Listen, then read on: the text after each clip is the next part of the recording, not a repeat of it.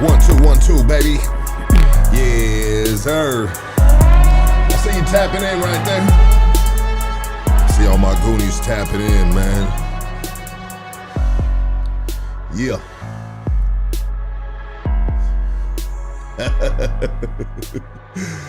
Yeah. Comma's going crazy already. These guys are going crazy already.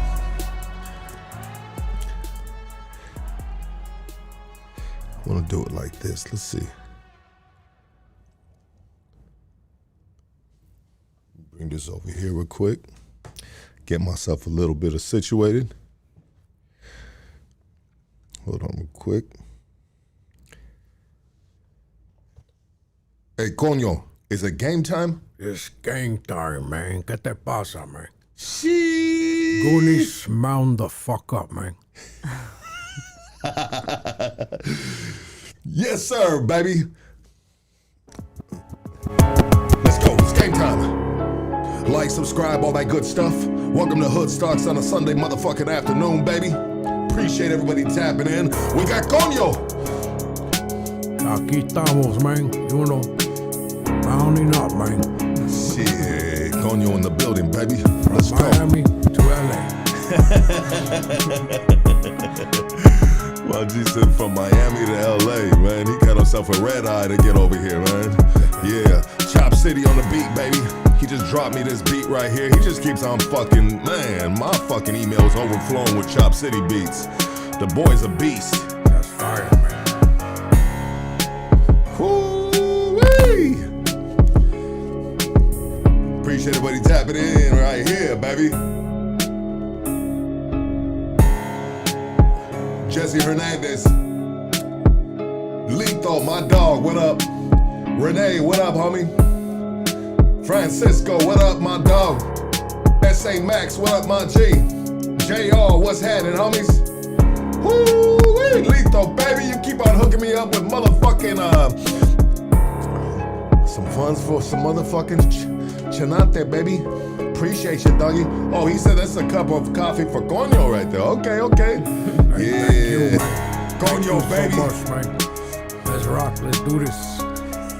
Yes, man. We're gonna expand, you know, from Chicago, Miami, Florida. Here we come, man. Fucking Cono, man. I love this dude, man. I'm really glad that he was able to pull up, dog, and bless us, man. Anytime, man. All the way from Miami, man. Ooh, look at Chop City go. He got that violin playing on that bitch? I heard a little violin a minute ago. I like it when they throw them violins on a beat, you know? Yeah, nothing like a violin. It's like symphony shit, you know? Magical. Magical, 100%. Yeah. 100%. I think we're about to have a magical podcast right now, huh? You already know. Let's go. Shit, man. Free K9. Yes, sir, Frankie. What's up, Ezekiel? What up, my dog? Hey, so peep game, man. I got a big announcement to make right now. Matter of fact, oh shit, fucking Cono's right here with me, and he's not, now I'm starting to fucking talk like him. I got a big announcement to make, guys. We are officially sponsored by Shaka Wear, okay?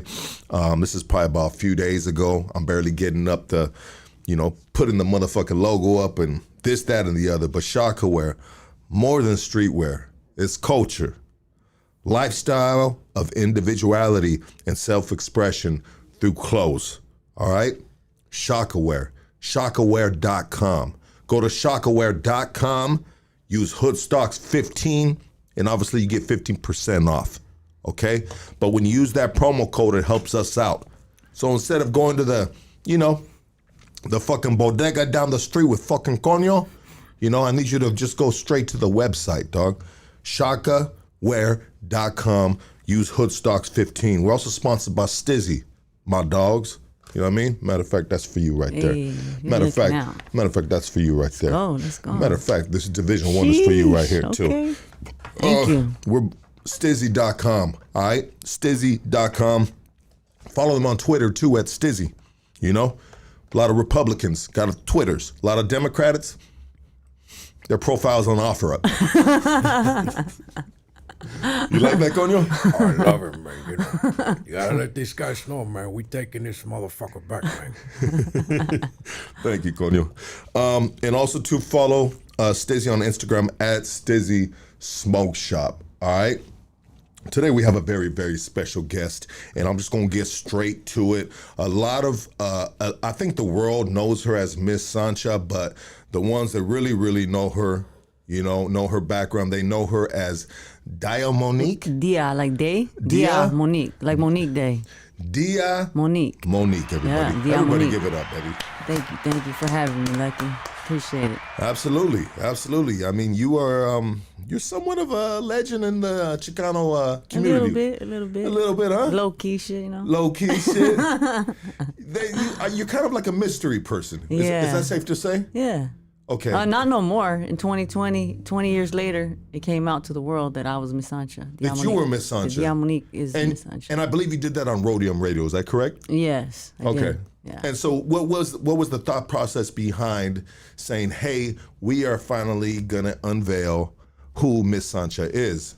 To be honest, like I was working on Diamonique back in the day, like in the early 2000s. I had a real buzz going, and I had like my own investor. I had a tour bus wrapped with my album cover. I was touring across the states, went to Japan, like so I was on top, you know, and I really thought I was gonna blow up.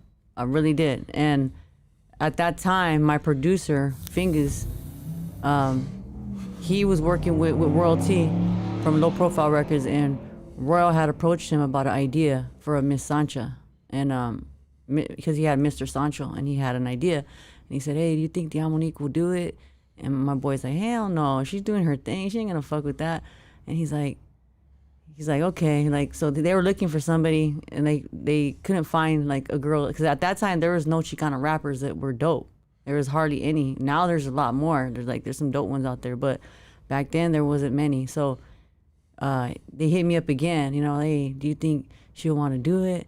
And then he's like, we could, you know, she could just rap a little bit more like Chicana style. And because I was doing more like hip hop, you know, I was an MC, like really rapping, like real rap, you know? Like, Real rap. yeah. So I was just like, you know what?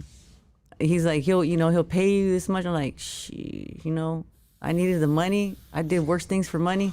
So I was like, fuck it, nobody's gonna know it's me. You know, and I was like, we have to make sure that nobody will ever know it's me, because that could mess my shit up as Diamonique, right? And I was signed. I had a deal like with my investor and stuff, so that's why I had to do it all like on the low. And then there was like negotiations. There was like bidding wars going on with me. Like I was like Beyonce's dad, Matthew Knowles. I was meeting with him, and he was gonna sign me. He had a label, a management company called Sanctuary back then. And Exhibit was signed to him. So he told Exhibit, get on her song. I'm gonna sign this girl. So Exhibit jumped on it was called Boom Bap. It was a remix that he got on. So that really, really helped. And I started getting like plays like all over, all LA radio everywhere, and it's on rotation. So it was like a big deal back then, you know? So that's why with the whole Miss SANCHA thing, I was like, what? Like, you know, like for real? So then at the time, when they asked me again, I needed the money. So I was like, fuck it. I'm gonna do it. Nobody's gonna ever know it's me. You know, I'm gonna do it. Fuck it. Let's do it. You know, and it was fun. It was fun. Like, I was fucking rolling. When I was like recording it and stuff, I was just having a good time. You know, my boy was making the beats. I was writing the raps. Sometimes Royal, you know, he would hit us, hey, write a song about this or write. I didn't really deal with Royal. My boy, he was the one who was dealing with Royal. So he was the middleman, and then my boy would just give me the check, you know. So I never was in the studio with Royal like that, working with him or anything. So I didn't really know him like that, you know. It was just all business and money. So, like, I ended up doing like, I think like, I know it was for sure 2 albums, but maybe 3 albums of SANCHA music, of SANCHA songs. They paid me up front for, you know. So what happened is, as Diamonique, I only had 1 album that I ever released, and then I had like 3 mixtapes, right? And I started like there's just a lot of bullshit in this industry and fake ass, Hollywood shit, and I just started getting tired of it, to be honest. I was like, I just want to fucking rap. I don't want to deal with these fucking people, You said in the sense of the Miss SANCHA side. No, of the Diamonique. Okay. Yeah, so I already did the songs, as Miss SANCHA, so they were pushing Miss SANCHA with another girl on the cover. Yeah. So everyone thought that the girl on the cover was Miss SANCHA, but it was my voice. So it was just like a whole it was just a thing that she was the cover for it because I wasn't supposed to let it out like that it was me because I was somebody back then. So then like time passes, and I end up like as Diamonique, like I said, I got tired of the bullshit. I was going through my own fucking, shit I needed to fix with my own life because I was a fucking mess. So it just wasn't the right time for me as an artist, like God didn't want me to have that. Like it was just too much for me to handle. I probably would have fucking ended up dead or, I overdosed, like all kinds of shit. I was just going too fast. Like I really was a stripper for like 6 years. So a lot of the shit with SANCHA, it's a character and everything, but there's a lot of SANCHA's life that is relatable to my life for real. Like, except for I wasn't out there really fucking giving blowjobs to everybody and fucking, I did what I had to do. I was a stripper, you know what I mean? I hustle, I'm a hustler, so I got my money. You have any old stripper pictures on you I could check out? Yeah. Yeah? I do. Yeah. I think Cono would like to see him along with myself, right, Cono? Oh, man, the interest is there, man. Damn it, Cono. Dog, Cono's the G, dog. No, but so look, so like I was really in the club, I was really hustling, I was really, like setting fools up and all that type of shit. The shit I talked about on the records, My dad really was a gangster, like all that type of shit. So, but it was more exaggerated, with SANCHA. Yeah. So, but it was a like a character, It was not fully me because I'm more like a tomboy, and she was more like of a sex symbol type of thing. Yeah. So yeah. So what ended up happening is as Diamonique, I pulled back and I said, I don't even have the fucking passion for this music no more. So I for like 10, 15 years, I didn't do no music. I was doing music, but I was because I started learning how to engineer, make beats, doing video production, filming, editing, photography. Like I learned all those fucking skills during that time. And I felt I got another like passion for that type of stuff and being behind the scenes. Like I'll be behind the scenes, make the artists look good now, helping other up and coming artists. And that's what I had been doing. And then 2020 came around, started working with a couple of my close friends, my homeboy Lunch, and then my homeboy Flawless. And I did a couple projects with them. And then that's when Royal hit me up. He had hit me up during the years throughout. And he was like, hey, like, come on, girl, you're missing out on money. Like, we could get this money. And I was like, when I was not caring about the music, I was like, I'm good. I don't care about the fucking, I don't want to do that shit. Like, so then, like, in 2020, when 2020 came, when I started doing music again with my homies, like, back in the day, I started feeling the passion again, like, remembering what I did it for, the love of the music, not trying to fucking chase the bag type of shit, just doing the shit that was coming from me, like real shit. And I got passion back for it. And that's when I started going hard. And then at the end, I think it was like September, Royal hit me up, or August, and he was like, come on, girl, like, we got to go on this podcast and, we got to tell everybody you're Miss SANCHA. I'm telling you, people will accept it and this and that. I'm like, and I started like thinking about it, because I was starting to do the music again, like recording, and I was like, man, maybe I have something here, like, and I started investigating. I started looking. I'm like, what the fuck? SANCHA's fucking famous. I was like, what the fuck happened here? But what happened is SANCHA had multiple projects that she had a lot of music that was out, and they kept pushing. So as Diamonique, I didn't stay consistent, so people forgot about me. So I had to restart my whole career, like in 2020 type of shit, starting like over.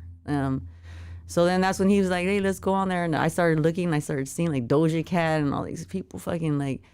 Doja Cat gave you a shout out. Yeah, huh? like a lot of times she's danced to like my songs like a grip of times on her lives. she even on her concert, she would like have my songs on her playlist. She'd be playing it in between her sets, and That's pretty hard. it's dude. crazy. Yeah, I was that's like, hard. what the fuck? One of the biggest stars in the Yeah. world, dude. Yeah. And, Tough, man. and she said like it tripped me out, you know, like she said I was an inspiration to her when she was growing up. So I was like, damn, like, and I honestly, it was a joke to me. You know? Okay, that's what I was gonna ask you. Yeah. Was it like a, what do they call it when they make fun of a song? A parody? Parody. Was it like a parody for you? I can't say a parody because I like I said, there's a lot of things that are like similar with me and Sancha. It's Okay. not completely fake. Like the only thing I can say is I wasn't a fucking big ass hoe, fucking every fool and all. You know, it wasn't like that crazy like that. But I was doing some shit. I'm not a fucking angel either. You were fucking. I was a stripper. Yeah. You know what I mean? I was like about that bread, like jacking fools, like whatever I had to do, setting people up, like to get that bread with my homegirls. You know, like that's what it was back then. Yeah. But like, so it wasn't all the way completely like a lie, but you know, it was exaggerated. Like, cause me normally I'm like chilling like this, you know, like Sweats. yeah, or just like yeah, real kickback, like just tomboy, you know. Yeah. But I also, since I was young, I always have went back and forth to dressing up like a girl. Sometimes I just want to feel like a girl, you Yeah. know, like cause I'm not an ugly girl, so I'm like I like to feel good, like and just be like okay, I can use this, like. It's to me, it's like I want to be appealing to men and women. Like I don't want to just be fucking some butch dyke girl. You know what I mean? So you are gay. Yeah, like I like women. Like I love women. I've had boyfriends in my early years. But I feel like, to be honest, there's a lot of times like I don't feel like I was born gay. I think just from things that happened to me when I was young, and then just over like my younger years, like a lot of disappointments by a lot of men just caused me to just be like, whatever, you know. I'm gonna be with these girls because it's easy. Yeah. Like, It made the penis less attractive to you. yeah, exactly. You didn't no longer want And the honestly, dick. I was scared of the dick. Sancha was scared of the dick. Yeah. Yeah. That's interesting. I think it's because it's like my mom always like scared me too. Like, you're gonna get pregnant, because she got pregnant with me when she was 15. You know, first time she had sex. Yeah. So I was like, oh shit, I don't want to get pregnant. You know, Is it the dick that looks evil, or is it the balls? You know what I mean? it's the dick. It's the dick. And the balls is the just eyes just looking at you. You know, Yeah. the little, you know, on the head. Well, yeah, it's like I'm aiming right at your forehead right now. I apologize about that. It's all good. But then God gave us these hideous things that are called balls. Yeah, You know? for sure. You couldn't make children without them. Yeah, exactly. You know? They're little fucking two hard little working little things. You know what I mean? They're just like, but anyways, you know, I don't know royalty. I've obviously, if you're familiar with YouTube and you're part of the, you know, Chicano universe, obviously he has been a factor, right? Yeah. In the Chicano. He's definitely a legend, you know? Like, Yeah, he's put in work. He has a solid foundation that he built. 100%. You know what I mean? And but that's pretty kind of genius of him to do how Yeah. he did it. He's right? smart. He's very He smart. was kind of like ahead of his time in a sense. He's always like, he thinks of the craziest shit. Like, but Yeah. it works, you know? Yeah. Did he feel in the beginning that you just didn't have the look to play Miss Sancha, but you had the skill set? No, because like I said, I know he knew that I could do it, because I'm not an ugly girl. You know what I mean? And I'm not like I could do it, but it's just I was going to have some alterations, like my clothes. You know, I was going to have to dress it up. I saw a video. I was watching a video last night. And sometimes I do this just to kind of get, you know, little more familiar with the guest. So your name, very familiar with. Now, you know, have I been bumping your Miss Sancha's music? Absolutely not. Yeah. You know what I mean? It's all good. Can't remember one time. all good. And I mean no disrespect by that, but it's just made for Yeah, a certain, it's only- a certain demographic, Right, right? exactly. And I'm not a part of that demographic. But, and any of my homies ever pulled up bumping Miss Sancha, you know what I mean? They probably get I'm sure it's fucking- mostly for the girls, you know? They'd probably get fucked up. But I was like, dude, there's this girl rapping the song, and then I could have sworn the person that was really rapping was the one driving the lowrider with a bandana yeah. around her head. That was you, Yeah, huh? that was me. Yeah. It's funny the way you guys did that. And no, it's hilarious. It was another, you know, it wasn't my idea. I think it's pretty genius. Was that all homies? Yeah. That was all. What's his name again? Royal T. Yeah, that was his idea. Like, cause like that was like actually my ex-girlfriend. That was your ex-girlfriend? Yeah. You were whacking that? Yeah. Were you the one with the strap Oh on? hell yeah! Bend that over. Bend that over. Was she scared of the dick? She's scared of that strap. She's scared of that strap. I mean, when you are a gay woman and you're at the strap-on supply house warehouse, you know what I mean? And they're moving they're moving these things around with a forklift and shit. You know what I mean? Funny. Are you trying to get the biggest strap on because you want to tear that ass up? No, I don't want to do that. No. So what? I want her to have fun. You know, I don't want it to be like Yeah. So what is the size, the go-to size that you're in the market for? I would honestly, I would try to be like a 6'7" or something. Yeah. Okay. Yeah. You know. Yeah. Regular. I'd say that's regular Mexicano size. You know what I mean? Can't hurt him too much. Yeah, for sure. I mean, not that I know the regular size, but I'm saying that's the regular man size. You know what I mean? Yeah. I mean, I didn't do a fucking. What do they call it when they do a whatchamacallit and find out? Anyways, you guys know what I'm talking about. It's kind of a funny conversation too. That's interesting. Yeah. But it's real life. Yeah. It's real life. Yeah. That there are women shopping around for the perfect strap on and for to the be honest girlfriend. with you, like I that's like a once in a while thing. I don't really use it that much. In my younger years I did, but I don't really need that. Do you get I it got with skills. Do you get it with the balls too? So you can let your balls hang while you're wearing it? Yeah. Or is it just a fucking dick? Gotta let the balls hang. Oh, so you get it with the balls? Yeah. Do they come I with grab balls? them grab Do you them swing them? Do you get up on the freaking kitchen table and start swinging them around? Yeah. Shoot a TikTok real quick. There you go. You're fucking bad. You're a freak, huh?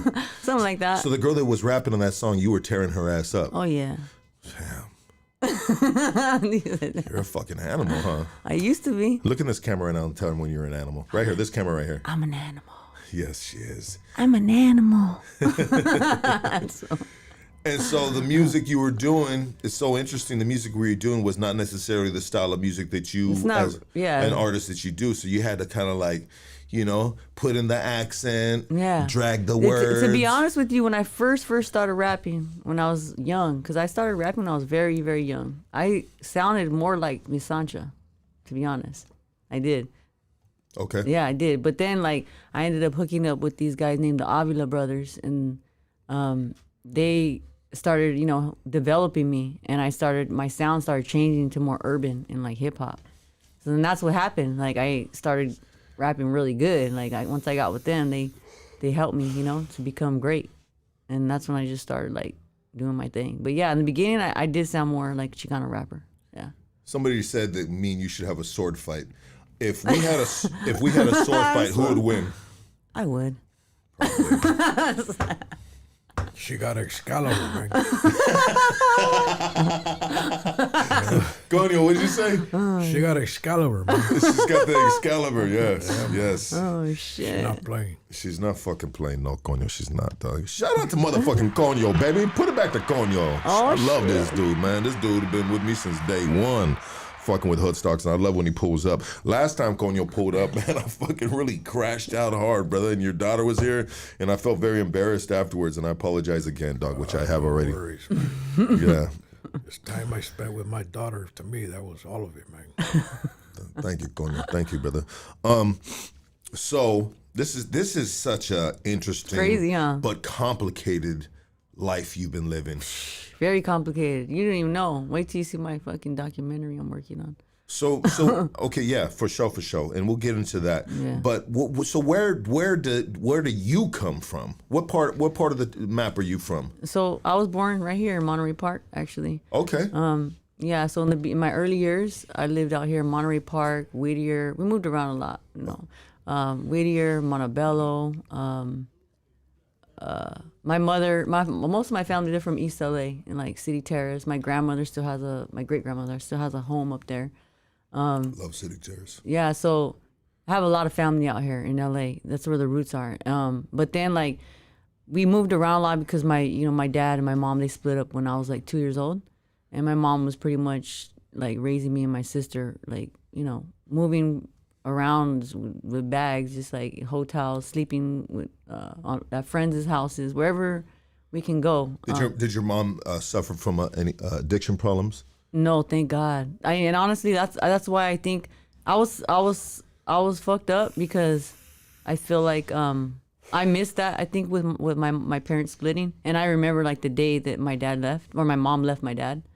Like my dad was at Alpha Beta in Hacienda Heights, because my dad's from Hacienda Heights. He's from a hood in Hacienda Heights. What's an Alpha Beta? A market. Alpha Beta. Oh, Alpha Beta. Back He used in to the work at Alpha No, Beta. no, he was in the parking lot getting high. In Alpha Beta. Yeah. Shout out to Alpha Beta, baby. Sheesh, man. Yeah, I was a little kid. That was a good ass market. Yeah, but so anyways, my mom found out one of her homegirls hit her up like, hey, and we saw him with a girl in the car and they're getting high. My mom went over there, packed all the shit, me and my sister in the car, and we went in, and I was watching my mom out the window, and she dragged the girl out of the car and started fucking her up, like. So it was like a moment that I always remembered, and I was only 2 years old. It was a traumatic moment in your life. Trauma you remember forever. Yeah. In detail. Exactly. So that was, and then after that, I just remember I didn't see my dad till I was like 7 years old after that. And he got busted. He went to prison for like 5 years. I think he got 5 years. He did something like that. He did like 3, I think, or something. I don't remember. No, I was gone 5 years. Yeah. Your pops was gone for 5 years in prison. Yeah. What was he getting high off of? I mean, do you ever know what kind of addictions he had, the problem he had? Yeah. Well, back then when he was selling PCP and doing it. Yeah. Yeah. So that was his shit back then. But then I got older. He was doing a lot of coke, and he got into crystal meth, and yeah, he overdosed on crystal meth like I want to say almost 10 years ago now. Oh, 10 years ago. Yeah, he passed. Oh, he passed. My condolences. He had a heart attack. Yeah, doing probably some bad shit, like. Yeah. Well, sometimes your heart just can't take it no more. Yeah, he was like, I think he was like 56. 56. 58, yeah. Wow. Yeah. That sucks. Yeah. I'm sorry. My condolences. But honestly, I think it was better because my dad wasn't in a good place. So it was, to me, I felt like God answered my prayers, because I just would always worry about him. He would hit me up, hey, like, can you send me some money? Or, so I would try to give him money and shit, but pull up and I see him all, I'm just like, damn, Dad, like, Yeah, you want a sick one, fool. Yeah, yeah. Like I don't approve of that. Yeah. Miss SANCHA might approve of this, but I don't approve of this. And I told him one of the last times when he asked me, Miss SANCHA might approve.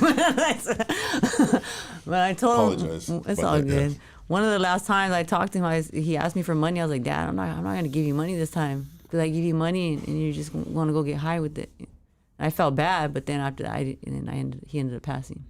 Wow. Yeah. Yeah.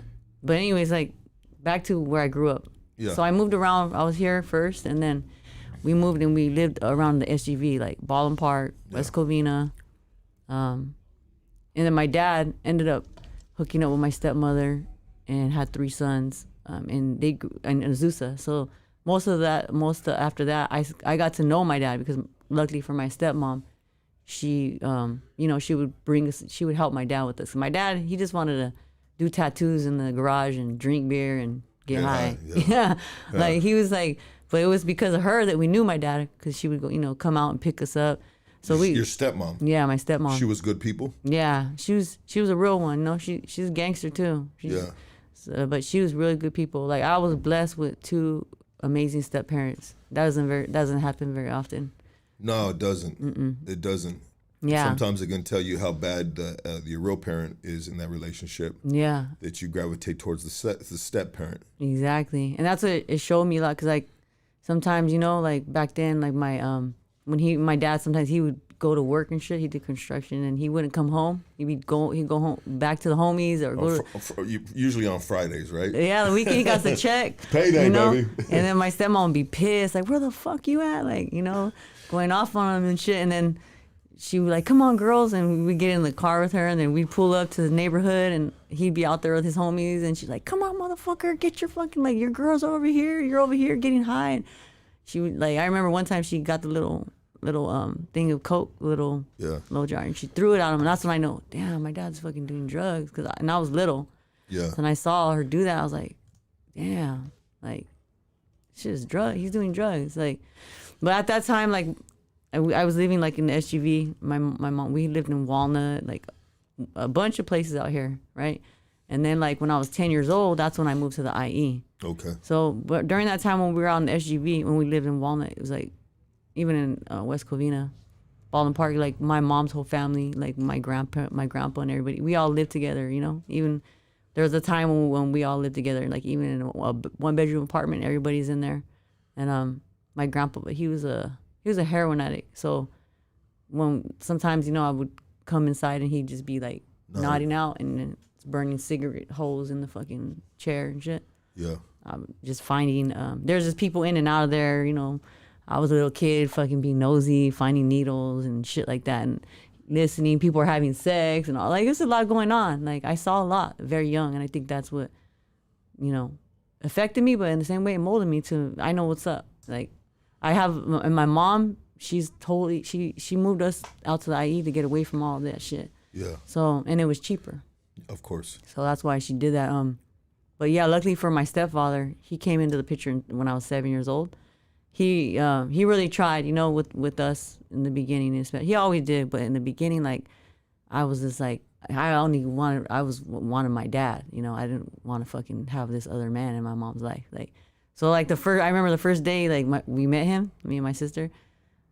He took us to get a Slurpee or something, and then my mom was like, "This is my friend Robert," and I was like, looked at him, I was like, "Don't be trying to be nice to me because you want to be with my mom." Like, and I was 7 years old telling him that. You know, I was like 6 years old telling him that. Already up on game. Yeah, I was like, she's like, "You're just trying to be nice to me. Like, I'm not stupid, you know."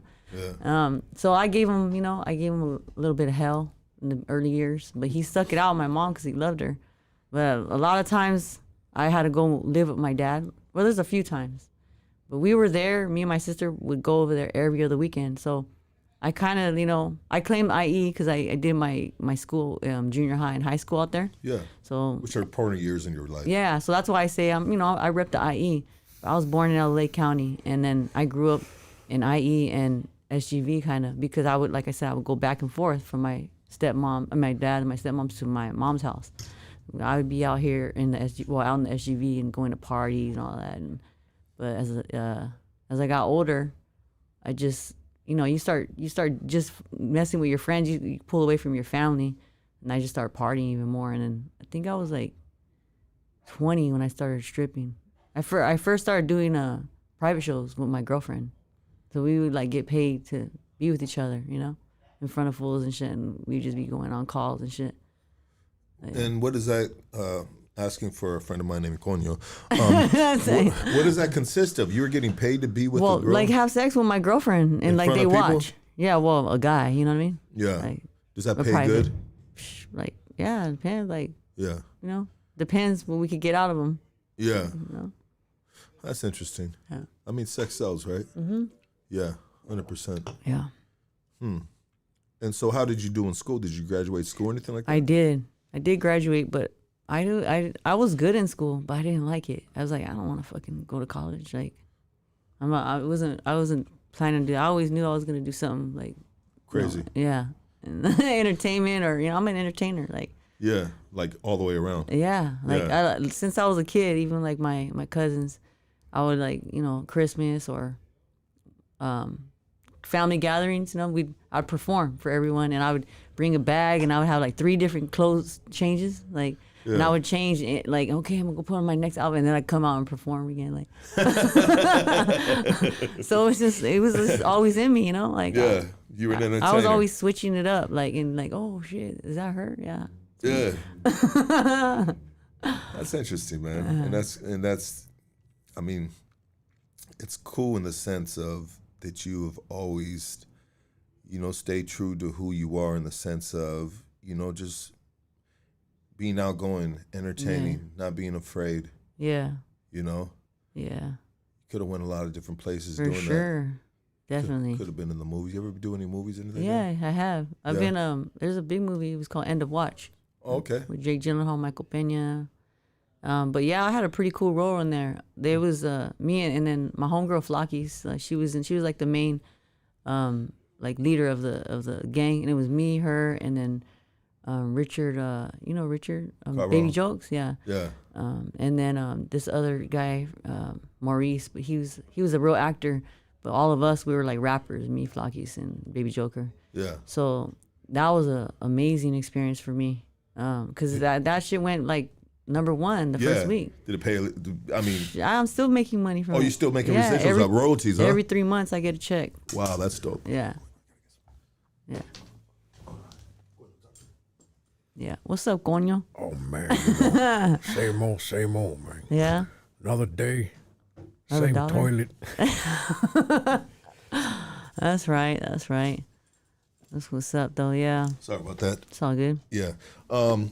So you never graduated high school? Oh, yeah, I did. You did graduate. I graduated, yeah. I Okay. did graduate. I just didn't go to college. I went to a recording film school in LA, Los Angeles Film School. Okay, yeah. But This place is expensive, huh? Yeah, bullshit. Yeah. I was like, fuck this. They already got enough money for me. I tried getting into that last time I got out of the penitentiary. I wanted to, just kind of be behind the scenes, and I wanted to just, I wanted to make movies. Yeah. I wanted to produce movies. I wanted to write movies. And I was this close to getting into the film school right there. I went through all their stuff and Good everything you like didn't that. go. It's a Well, ripoff. Yeah, it was just that was basically the one that just, the deal breaker, so to speak. Yeah. Because I had to apply for The grants, huh? the grants and Yeah. all this stuff because, obviously, getting out of prison. It's harder. You ain't got money to pay out of pocket. Yeah. And I probably could have made it work, but I just had some people in my ear at the time that were just like, you got to get a real job. Yeah. You know what I mean? Yeah. And I'm like, shit, man, I'm fucking trying to live a dream. You know what I mean? Like, Yeah. and anyways, I ended up in the regular workforce, blue collar workforce, which was, At least you got a steady paycheck, it was actually a good movement on my behalf. Yeah. And I was able to figure it out down the road, say with this podcast, to still pursue dreams of being a part of, entertainment, so to speak. You know what I mean? And so, interesting. So,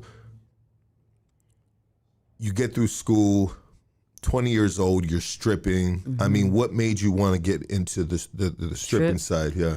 Yeah, and it's crazy how that happened too, because I was like somebody who was super shy with my body. Like, why were you shy with your body? I don't know. I think it was probably maybe because what happened to me when I was young, like maybe, like a couple incidents. Okay.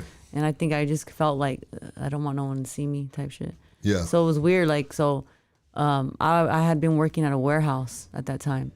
And I was, I'm a hard worker. Like whatever I do, I always put my all into it. And I just got tired. I feel like I was busting my ass for pennies. And my homegirl was like, hey, you got to come over here to the club with me. I'm making money. You'll make money. And I was like, damn. And she was all right. And I was like, damn, she making money? I probably could make some money. Like, I was like, shit, okay, let me see. I was like, man, I'm scared though, because that's not, She's like, don't trip. You have a few shots or whatever, you'll be good. I was like, all right, let me try it, so I went with her, and the first night I made like $800.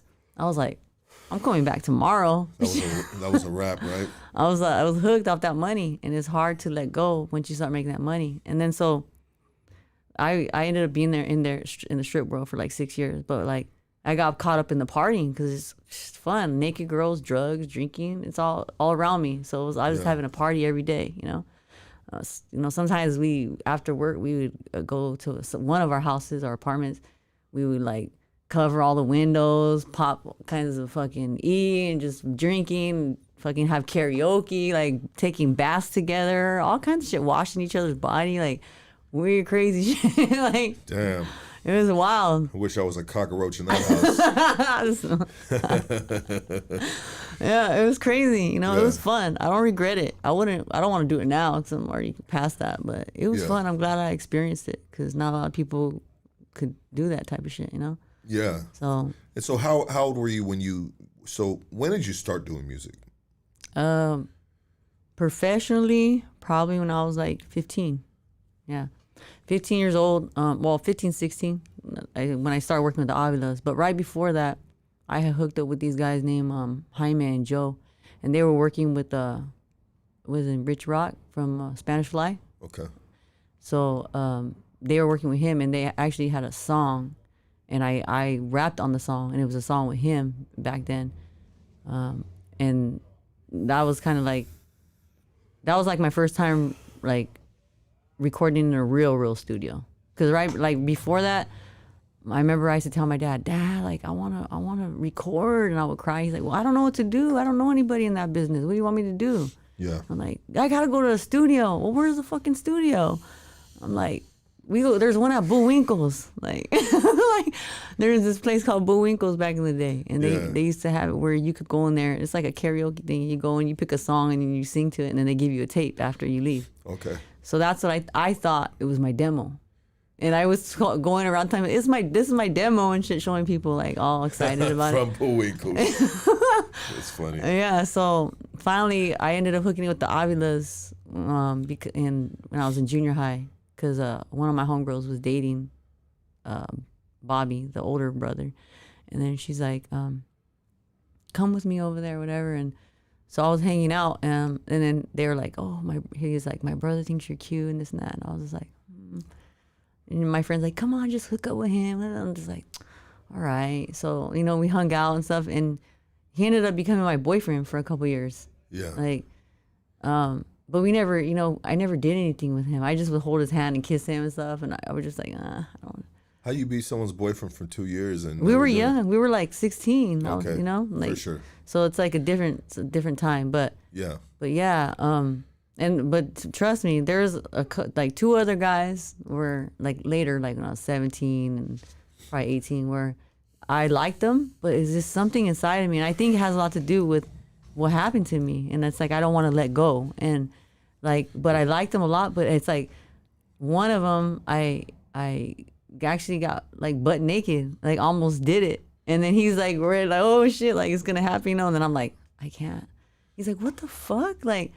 I just can't. I was like, I don't know. I just can't. And he was like, probably thinking, fucking bitch. Like, but I just didn't go through with it. It's crazy. Did he hit you with a line? Let me just put it in one time. Let me hit you with the tip. Oh, shit. That's usually the go-to back in the day. Anyways, that's interesting. That's interesting. So you were a part of the Chicano rap scene since you were 50, since you were young.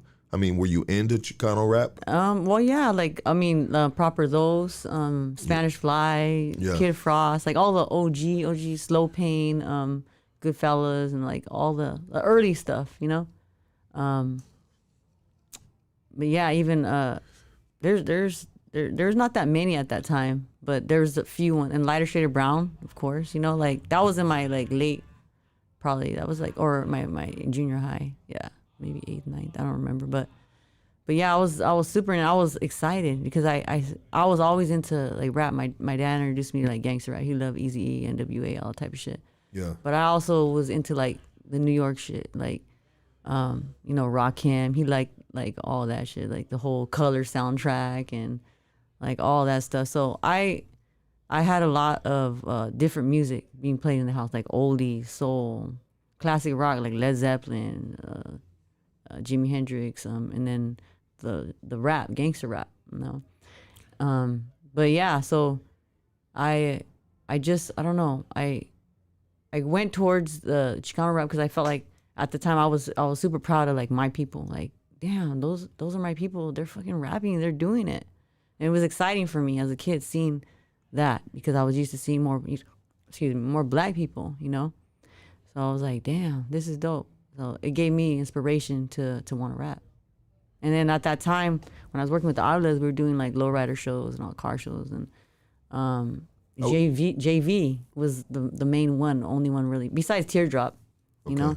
And so I was the younger one, and I was up there opening up for them and shit like that. And how was it doing those shows back in the days? Those lowrider shows? It was dope. Like, in the beginning, like, I was horrible at performing. Like, I would get nervous. I would just stand like there and rap, and then my manager, their dad, like, Mija, you gotta work the stage. You can't just stand there. You gotta work. You gotta go over here. You gotta touch, connect with the people.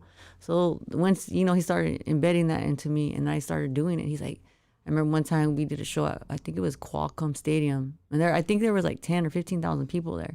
Wow. And I looked out the curtain and I was like, oh shit. Like, I was scared as fuck because, I was still new.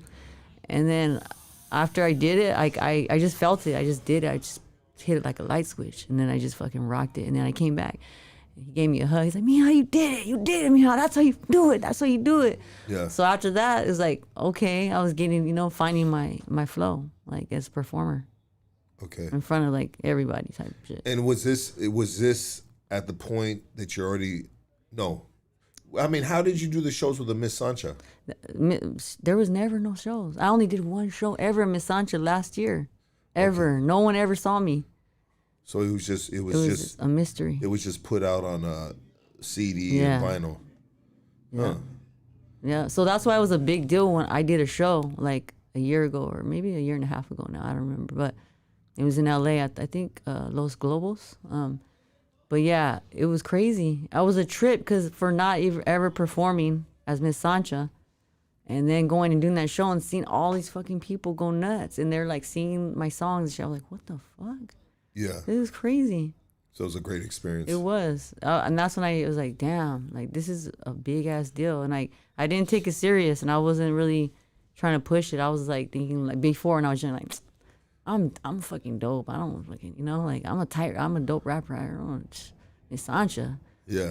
But that was just all for the paycheck. Exactly. But it's like, okay, like I see, like I understand and I see why people like it and why they fuck with it. Like I have like my a couple songs that I really like Try Me is one of my favorites. Like that's Doja Cat's favorite song. That was a pretty dope jam right there.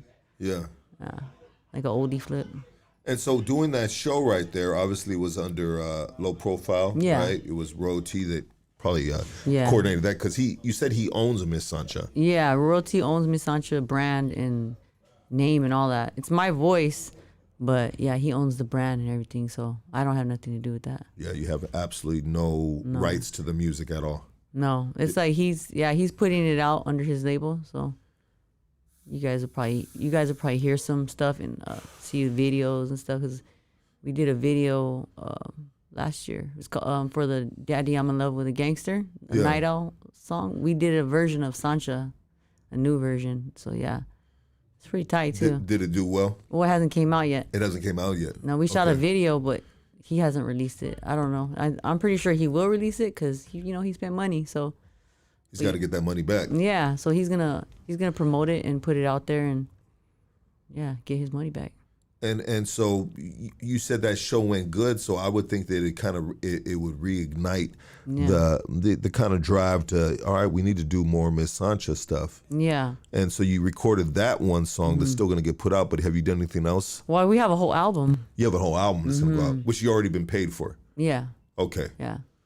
Okay. Yeah. How's your business end been good on the Miss Sancha side? Has it been good business for you? I mean, yeah, for the most part, World's always, paid me and shit. Like he never ripped me off or anything like that. But we have our differences and stuff. I got love for him, but it is what it is. This is there in this business. There's no friends. It's business. So it's business. Yeah. So you can't get your emotions into it. And me being a woman, it naturally, I get those emotions, but then I have to remember, there's no friends in this business. Nobody gives a fuck. They just want the money. When did you learn that? Honestly, I've been learning still. Yeah, through experiences. Even because you give people chances, But it is what it is. I'm not upset. You're not bitter about nothing. Yeah, absolutely. Well, good for you. I mean, you're a grown woman, right? Yeah, too old to care about that shit. Yeah. Yeah. And so you're at a point now where you're just trying to rebrand myself as Diamonique because I got some heat under my. Is Diamonique your stripper name? Was it your stripper name? My stripper name was Gianni. Who? Johnny? Gianni. Oh, Gianni. Like Gianni Versace. Oh, next up on the stage, Gianni. I had to make it with a little twist, try to make it sound fancy, Yeah. Absolutely. Yeah. Make it sound foreign. Yeah, make it sound expensive so those fools with the real money come. Not motherfuckers like me with the fucking EBT. Oh, not EBT, but I'm just not a big fucking spender in the strip club, But anyways, yeah. But some of the fuckers are, man. And we need those guys though, 100%. Yeah, and they really, really enjoy the art. Yeah. Because it's an art, right? It is. Go to a strip club.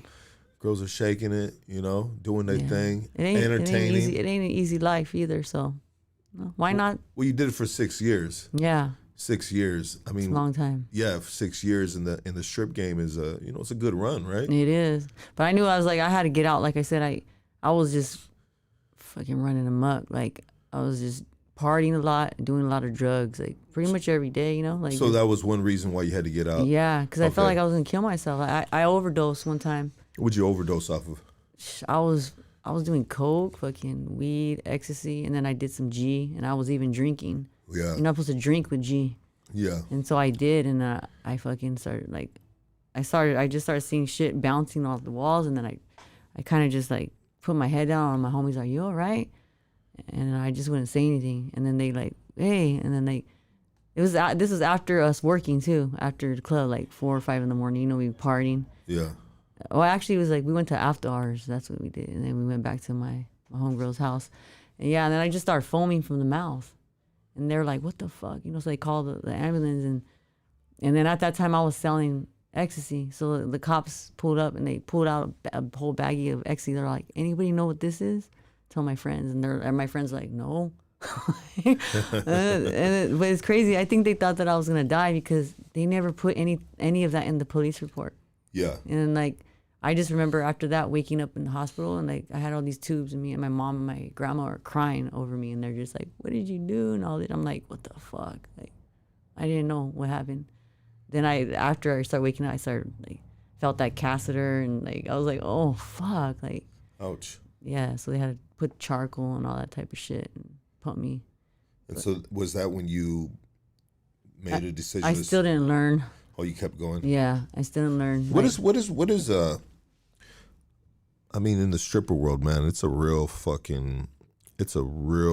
lifestyle, right? Yeah. It's a real lifestyle. There's a lot of women to this day that are, you know, they're taking care of their household doing Right. that. Going to school and all that. Yeah, some of them are going to school Doctors too and shit like that. Crazy. Yeah, for sure, Mm-hmm. for sure. Then that lifestyle right there, though, man, it's just like a drug as well. It's addicting because you make so much money. And you're like, you can't just go back into the real world and you're not going to make that money. Then how are you going to live when you're used to living with money? Yeah. You got to either sell drugs or you got to strip. So what made you stop stripping? Well, that's how I started, like, because I was like, you know what? Because my main goal, too, when I was going to the strip club, I was like, I got to find somebody to invest in me. I need Yeah. to find somebody who's going to put money into my music. I'm going to make this shit happen. So I finally found somebody in there. And that's how I put my first album out. He invested. He got me a tour bus, put album out. Like we probably went through like a couple $100,000 easily. Yeah. And but yeah, that's how I started getting like on radio and everything because everything was like moving. Like, Have you been on all the radios out here? yeah, like I was on MTV Rock the Vote tour. Did some shows on there. Vans Warped tour. Like big shit, you know. Like I said, Beyonce's dad was gonna sign me. Interscope, I was talking to them, going back and forth for a while. Like, it was a big deal back then. But time passes and people forget when you don't stay in their face. You know. Yeah, 100%. That's pretty much what happened with me. Yeah, you didn't stay in their face Yeah. because you were. I just didn't. Like I said, I got tired of the industry and playing the game. I just like fuck it. Like I like being behind the scene. Nobody's fucking with me. Nobody's, you know. I get to do like just be low key with it. I mean, how have you made ends meet? It's been hard doing all kinds of crazy shit. There was times when I had to go back to stripping after I was already out there like doing as Diamonique, and I was like, fuck it. I would go take a flight to Texas, put on my blonde wig, go over there, you know, and sometimes Vegas or Texas I would go. So that way, because I couldn't do it out here in LA no more. Because before back, I used to work out here in LA a lot too. And like all in like industry, city of industry, I worked at all those clubs. Like, so I would hop around a lot. I would try to be low key because, like I said, I was on the radio and stuff, and I was having to go back into the club to make money. Once too, because I stopped working. I told my investor, like, you know what, I'm cool, because it was like he was super in love with me, so it was like a controlling thing too. Yeah. And he was like, he liked to control everything, and he was fucking up like business for me with like street teams and different shit, sending them checks, and then the check would bounce, and everyone's fucking looking at me at the end of the day. Yeah. So I'm like, what the fuck? Like, you know? Started tainting your name. Yeah. So I said, you know what? I'm done. I don't want to fucking do this. Keep the fucking money. I don't give a fuck.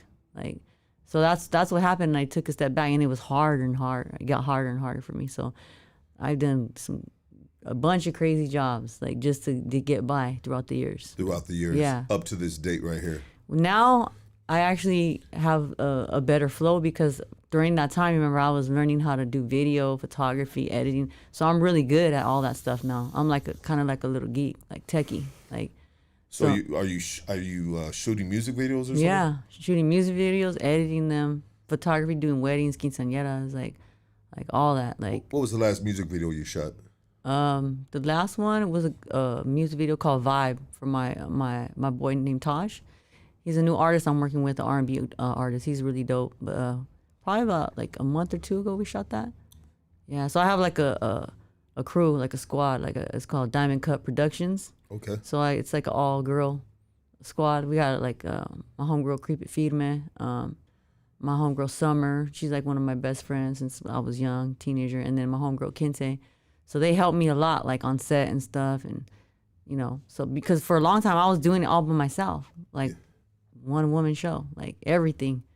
But since I've been having them around, it's been alleviating a lot of, you know, overwhelming, like, because it would get overwhelming with stuff. So it's helping me a lot. So it's going good right now. How do you feel about the music industry from when you got into it to where it's at now?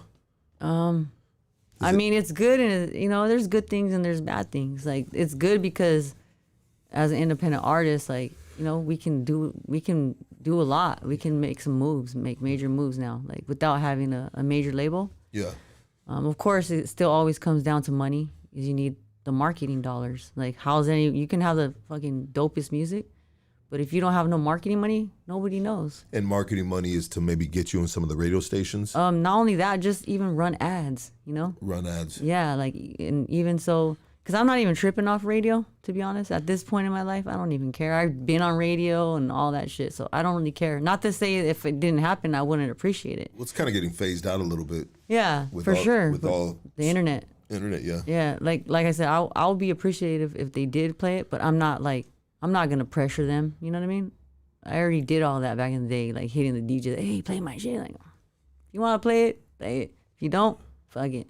You know? Yeah. Like, but because I know there's gonna be some people that's gonna feel me and they're gonna fuck with me, and I'm not gonna have to push it on them. They're gonna do it genuinely, you know? Yeah, absolutely. Yeah. So the game has most definitely changed, but we are in more of a position of power in Yeah. regards to just social media, right? Yeah. Like, people are blowing up off of fucking, you know, social media, going viral. Mm-hmm. I mean, it's really fucking up the old machine of Yeah. music, right? It sucks on that part. It's good, like I said, for us as independents, but then it sucks because there's so much fucking bullshit that is out there, and it's kind of, everything gets just like twisted up, and you can't, sometimes the good shit gets underneath all this crap, like, Yeah. and it's saturated, you know? It's like Everybody wants to rap. everybody, it's like, why do you want to rap if you're not really good? I don't understand that. Like, Yeah. I it's funny because when I was a kid, it wasn't my dream to be a rapper. I loved rap and hip hop. Don't get me wrong, I grew up on this shit. I'm part of the culture. But my dream was to be a singer, but I sucked. I wasn't that great at that time. That's singing. Yeah. Yeah. But then when I started working with the Atlas, the dad was like, well, your rapping's good, but we got to work on your singing. You know, for right now, we're going to mold you to be a rapper. Eventually, you can sing more. So throughout the years and stuff, that's what I've been doing, is getting better as a singer. Now I'm confident in my singing, like, so I could do both now. Like, Okay. I'm pretty sharp on both of those things now. Let's do this. Let's take a quick break. I need to pay some bills real quick. All right. And then we're going to be back with Diamonique, everybody. And maybe we'll open up the phone lines. You want to talk to some people? Let's do it. Yeah, let's open up the phone lines, guys. Let's do that. Bob, let me do this real quick right here. All right, let's pay a couple bills. Let me see right here. Breaking news, everybody. The Fed has just lowered rates. If you own a home, now is the time to revisit the financing. And if you want to buy, revisit the approval process. Many of our listeners mistakenly believe the only way to buy a home is to have perfect credit, a large down payment, and then proceed to get into a bidding war on your favorite home. This isn't the case right here. Nuh-uh. The team at Prime Equity Mortgage has access to off-market inventory and access to 50-plus banks, plus their own bank, all right? They have helped thousands of people in our community get their home and even help investors find ugly homes to flip. This is how home flippers buy their homes. Call Andrew right now and see what he can do for you and your family, all right? And his personal phone number, his cell phone number is 626 825-6565. Looking for some good quality cannabis, killer quality cannabis, hit up the folks at Killa Kush. They specialize in bringing you the best quality available from OG to exotic. They got it all, baby. Hit them up on IG to find a location, and their IG is at Killa Kush _420. Hey, peep game, you need a criminal defense attorney. Look no further. Our guy is Doug Sherrod, and if you got to cross that bridge, he's the best in the city of Los Angeles, in Southern California, period, all right? And you can reach him at KingKongLawyer.com, KingKongLawyer.com. If you get at him, he'll give you a free consultation if you say Hoodstock sent you, all right? Today's episode is brought to you by Street Polish, the brand that's taking streetwear to the next level. They mix raw street vibes with a clean, fresh look. So whether you're grinding or hanging out, Street Polish has you looking sharp. Check out their new gear and be a part of a crew where style really matters, all right? Big shout out to Street Polish for sponsoring this episode. And if you'd like to support Street Polish, go to streetpolishbrand.store and follow them on Instagram at street_polish. We're also sponsored by La Conecta, baby. Shop LaConecta.com. Shop LaConecta.com. Use Hoodstocks, get 20% off. And please follow them on Instagram at La Conecta brand. And one thing about my boy Danny from La Conecta is if you're an artist, like right now he's on tour with OT Mexican, right? And he runs his vending sign, his gear side. So this dude right now is offering contracts for artists, you know what I mean? Where he'll make air fresheners, pillows, t-shirts, everything to your brand, you know? And you want to tap in with the dude if you're an artist, man. This is what he's doing, and that's at La Conecta brand. If you have an annuity or structured settlement, hit up your girl Veronica with Catalina Structured Funding. She can get you your money when you need it most. Catalina Structured Funding is attorney owned and operated. So hit up your girl at 818-319-1581. All right, businesses, peep game. You need stickers. Anyone that buys Hoodstocks gear on www.50racks.com. The stickers that I send you guys, this is from these guys right here. And the dude's name is Graphic Joe. You can put in an order with them today. Go to Instagram at Graphic Joe _ Tell him Hoodstock sent you. He gonna fucking knock off like $50 off your order. And we're also sponsored by Kush Connect, baby. You see Kush Connect right there? Wait, hold on. Let me see if I can point in the right direction. Bam, right there. Wait, right there. Kush Connect right there. They are a delivery service right here in Los Angeles, downtown LA, San Fernando Valley, East Los. They go SGV. They're going to take care of you, dog. They're going to pull up on you, especially if you call them up and say Hoodstock sent you. They're going to throw a bunch of extra stuff in it. You know what I mean? And you can reach them at 1-888-420-4KUSH. And we will be right back. I'm going to open up the phone lines. Lucky, do something stupid. It's coming, bro. You know what I mean? Take it easy, dog. You know, you can't rush my fucking retardation, dog. You know what I mean? And plus, it's a little early right now, bro. It's in the afternoon. I see some of these comments right here. We're going to open up the phone line. You guys ready for the phone line? I think you guys are ready for the phone line. Let's take a quick break and we'll be right back.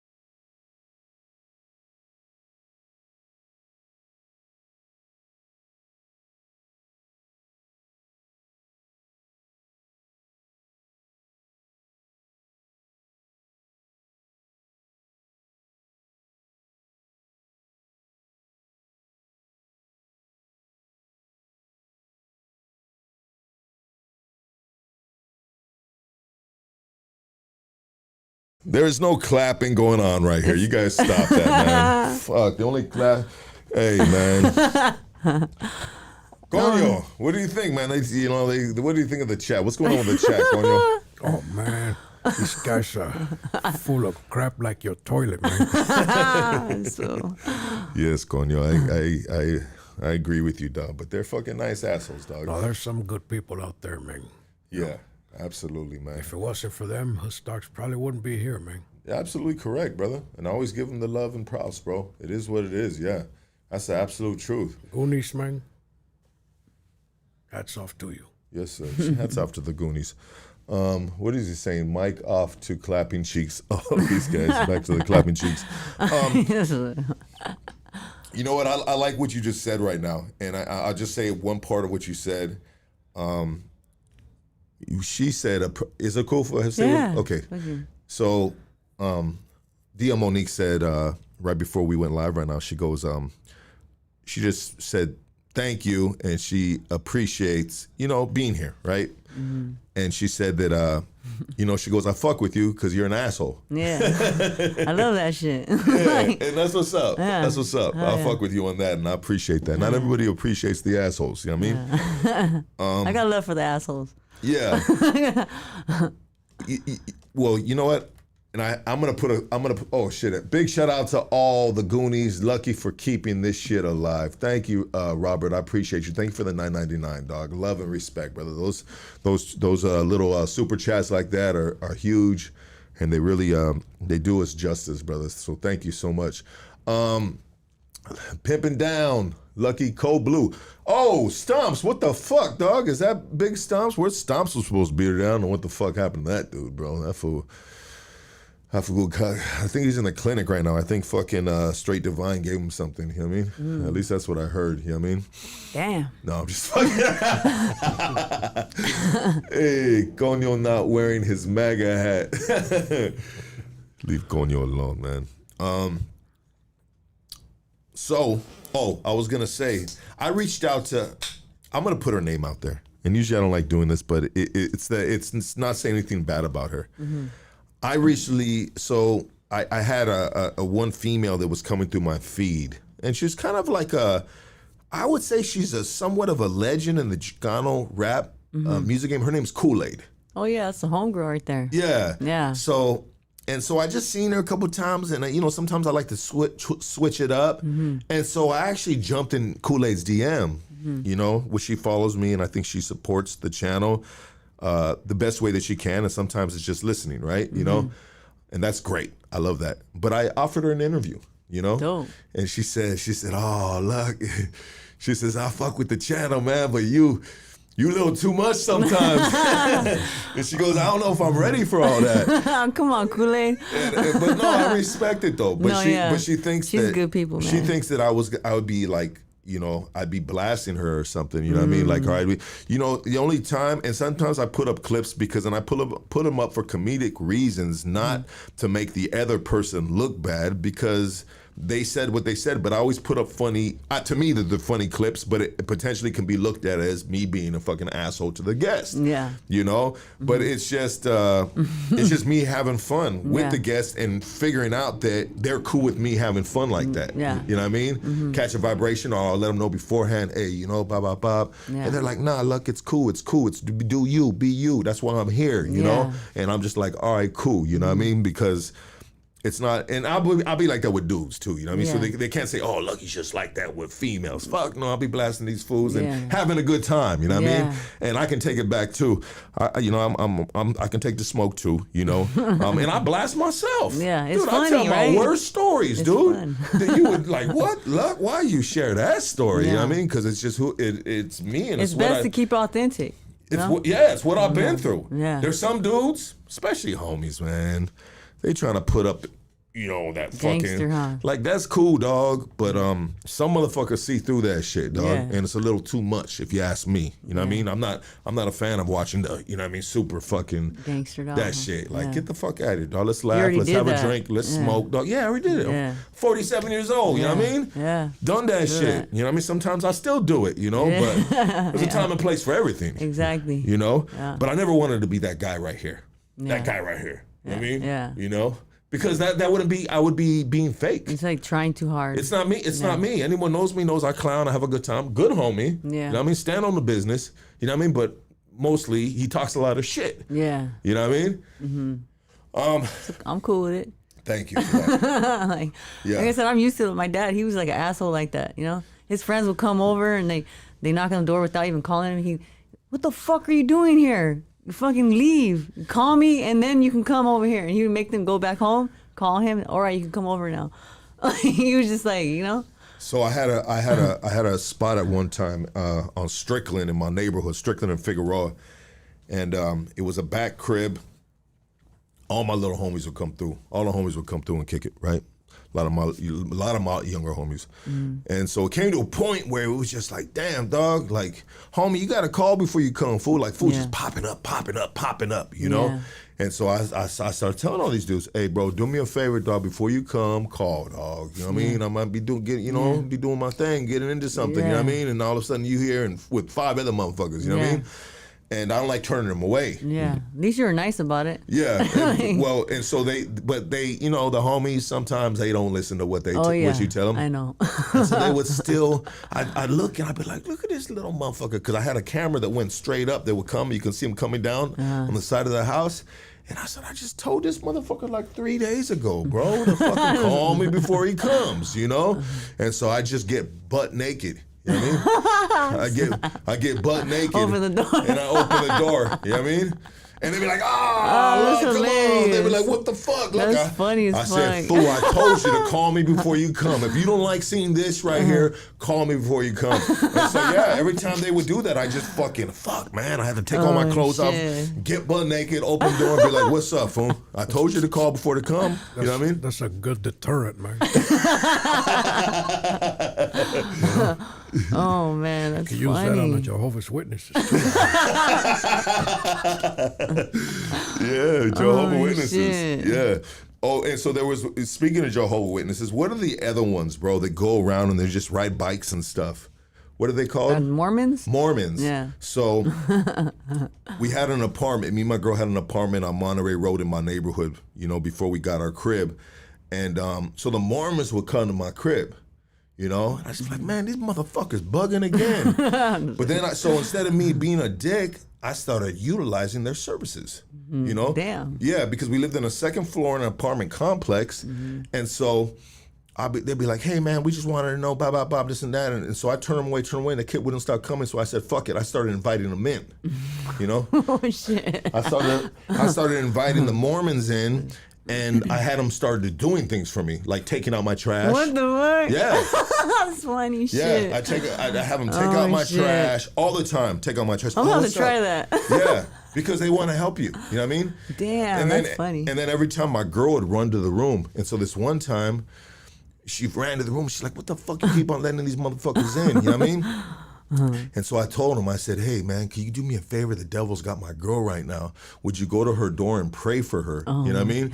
So these two Mormon dudes, bro, they go to her door and they're like, we know you're in there. It's okay. We're going to pray for you outside of the door. We know you're going through things. And they start praying for her, you know? Damn. And you know what? Some of you motherfuckers might say I'm being an asshole. I'm making a mockery of God, this, that, and the other.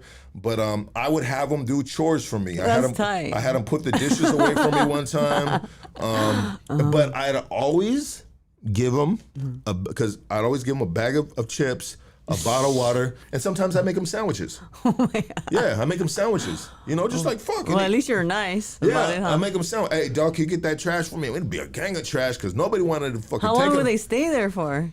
I don't know, sometimes like 15, 20 minutes. Oh my God. Chilling out, you know? Then they realize, like, what the fuck am I doing or what? Well, I think that's what they're supposed to do. Oh, for They're real? supposed to, I think, what are Mormon? Can somebody, Cono, do you know what Mormons are really supposed to do? I'm not sure, man. I don't know nothing about Mormons.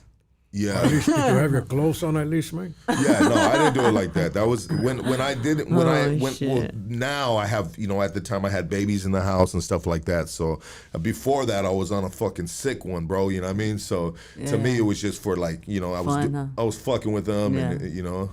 Anyways, So throughout these years, you have worked with a lot of artists, a lot of Chicano rap artists. How is it? Chicano rap and big artists too. Okay, well, speak on some of Chicano rap and big artists that you work with. Chicano artists, of course, Kid Frost, Little Rob, he said Rick Rock. Who else? A lot of people. My homeboy Chino Brown. This is his clothing right here. Califo Grifo right here. Okay. But yeah, that's my boy right there. He had a song with Jenny Rivera. And, that's sick. And I got on that jam with him. It was his record, and MC Magic got on it. But there's been so many, probably most of them, like the OGs for real. Like, I got a funny story I want to throw at you. Not a story, but something that was publicized within this realm of that we're talking about, Chicano rap. Mm-hmm.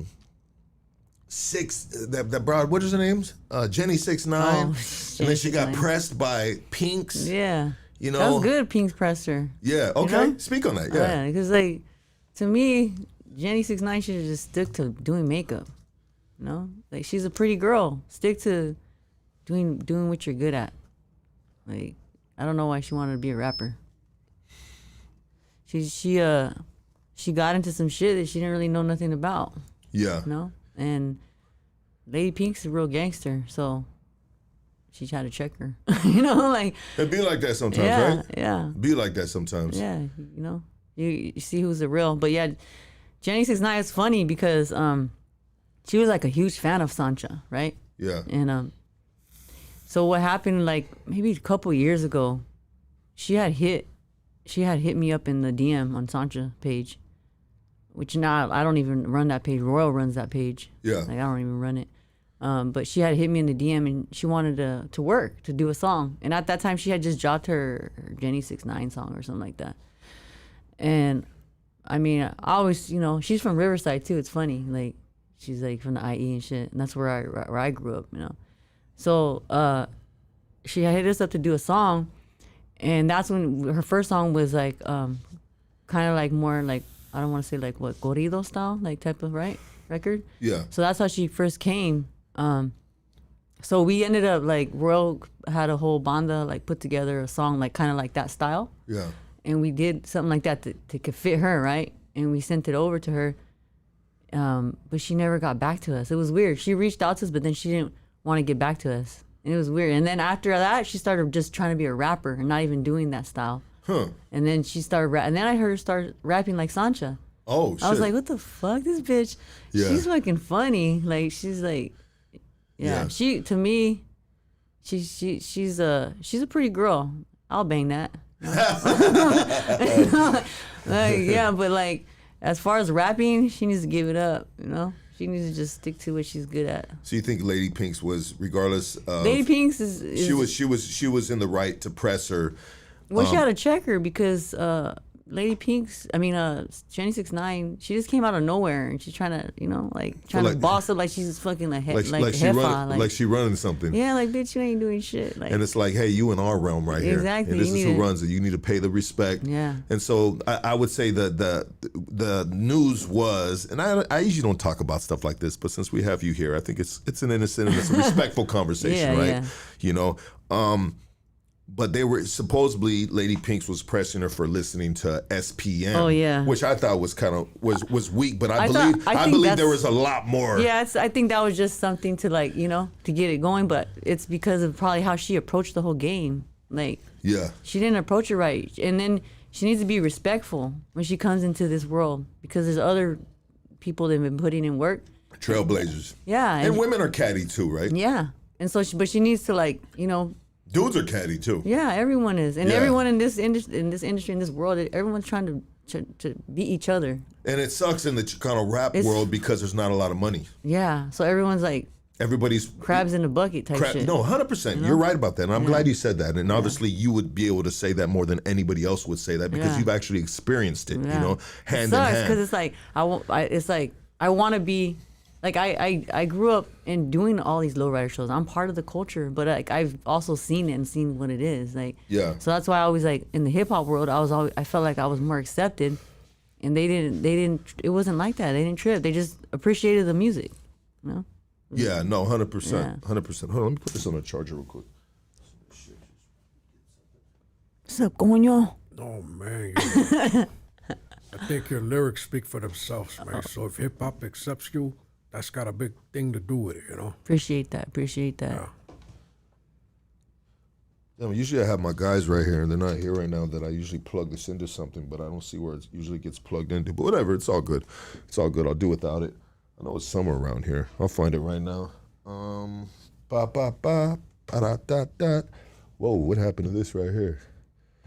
Oh, this did something. Let me go right there. There it is right there. Okay, there it is right there. Sorry about that, guys. You know what I want to do? Let's open up the, and so the big artists that you worked with. I mean. Well, Exhibit was one of them. I heard one of the. Snoop Dogg. Okay, Snoop Dogg. Real quick on the Exhibit thing.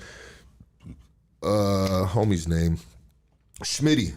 Oh. Directed by Schmitty, said that fucking Exhibit's kind of like he be hating on homies and shit. For real? Yeah, was he cool with you though? He was cool with me, but it's like I said, he knew me as Diamonique. Okay. So knew me as a hip hop artist. So I don't know, maybe, I'm not sure how he actually, I don't know Exhibit like that. I just know that he just jumped on it. He just did it off, GP, like, because I was dope. At the height of his shit too. Yeah. And like actually before he jumped on there, got on the song, he used to have this showcase, I forget what it was called, but back in the day he used to have like new artists come and they would perform and stuff. And I was on one of those showcases. And I remember when I tried out for it the first time he heard the song. That was the song he ended up getting on the remix. It's called Boom Bap. And he heard me rapping to it, and he went up there and he was like tripping out, like, what the fuck? Like, this girl's a beast, And he was just like, I have footage of him like clapping, like what the fuck? Like, you just killed that shit. Like, yeah. It was I forget what it was called. When man. he was clapping, were you rapping or stripping? I was rapping. Okay. Yeah, I wasn't in the club. Just want to clear for that. Yeah, I wasn't in the club. I mean, who claps? People at a wouldn't strip even club? recognize me, to be honest. Like when I was in the club. I'm just kidding. It's a bad joke. It's all good. Let's get this phone call right here. We got a phone call coming in right here. Hold on real quick. Hey, you're on Hood Stocks. Talk to us. Hey, I wanted to say, They hung up. I wanted to say, and he forgot. I know that voice right there. That's fuck. I forget the homie's name and shit, dog. He always calls in, and he's always talk. Lucky is a real one. Oh, that's my girl right there. L.A. Claudia. Love you, girl. Appreciate you for real, for real. Love and respect to Claudia, man, and I hope you're doing better, love, for real thing. Everybody support LA on Cloud 9, man, one of the best nonprofit organizations in the city right here. And she is the founder of LA on Cloud 9, Claudia. Here we go. You're on Hood Stocks. Talk to us.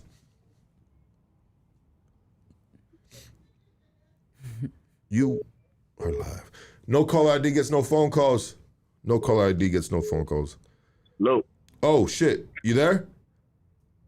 I answered that fucking... Hey, you're on Hood Stocks. Talk to us. Monique, what up? What's up? Who is it? Your favorite primo. Which Sonny. one? Who is Big it? Sonny. What's up, Sonny? What's cracking, dog? What's up, Yeah. primo? What's cracking, man? Hey, finally they're recognizing us. Hey, you know what's up already. Yeah, We had well deserved, dog. good looking out, man. Appreciate you. Yeah, you know we love you. Hey, hang on, your primo wants to say what's up to you. Okay. Hey, that's right, Lucky. Hey, you got a real one on there, Luck. Thank you, bro. I appreciate you, doggy. I appreciate you calling in. I stay hooked up with Hook Stocks, brother. On there all day long. Thank you, Hang on, bro. here's your primo. Okay. All right, bro. Hey, Flox, what's up, fool? Hey, Yes. Stomper's gonna call you right now, fool. Why does it take you to tell me Stomper's gonna call me right now? Because it's coming from county jail. Are you serious? Yeah. He's in the county jail?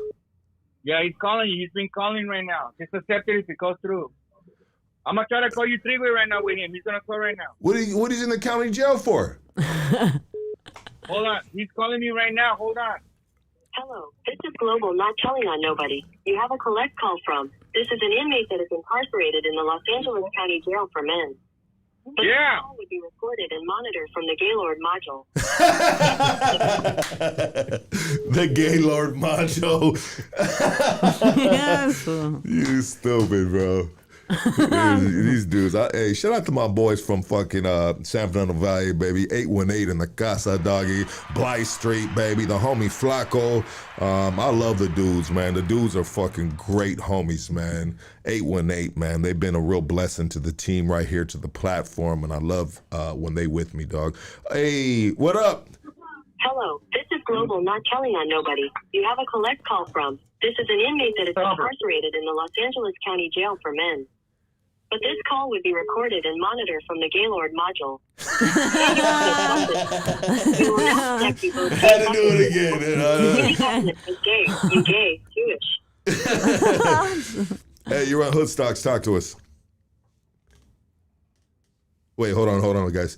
Hey, hello. Hello? Yes. Hello? Yes. Is Hey, this what's up, man? Damn, dog. You can't send my collect call? Damn, Stomps? I just, man, I didn't know. How did you end up in the Gaylord module, bro? Man, hey, dog. Doing some gay shit. I was caught at a truck stop. I'm here for a possession of swollen property. Oh man. I just want to call in and let you know I can get my sick days in, my boy. You're good, baby. What happened? You're supposed to be here today. Yeah, I had like some family emergency shit I had, though. I'll talk to you later. I just want to tap in, man. I just want to send my love, food, and, you know. You all right good? there. All right, bro. Yeah, let homeboy, the dude that got hot now later in mouth. Sure. I started in that chair, my boy. That's Cono right there, dog. You've been with us for a lot of years. He just pulled up out of nowhere, dog. Not out of nowhere. Been longer there. All right, my boy. Yeah, Cono's good, bro. He's no threat to you, dog. That's right. Now I just want to send my love for I had a little family emergency I had to take care of my boy. But I want to call send mine to homegirl too. Looking like Aaliyah, Mexican Aaliyah when she was fucking with Jodeci. What's up? You know what I'm saying? What's up? You know what it is, baby. I work when it's not working. You know what I'm saying? That's I right. got you. I just want to send my dog to the Goonies, baby. Yeah. You know what I'm saying? Killer Dog. Motherfucking. Killer Dog ain't here either, fool.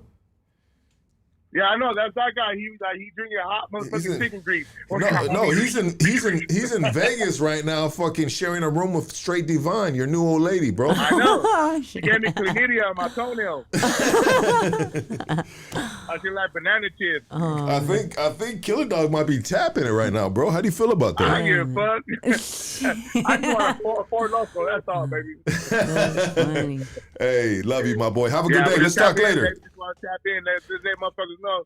Stop, can't stop, won't stop, baby. You found there or not, baby. I'm going to pop up like toast. There you go, Hey, baby. man. Love you, my boy. I'll let you later, boo. Big stomps, baby. Let's get this next phone baby. call. Love you guys, dog. All right, doggy. Go ahead, keep the calls coming in. I know you guys are calling back to back right now. I appreciate you guys calling in, man.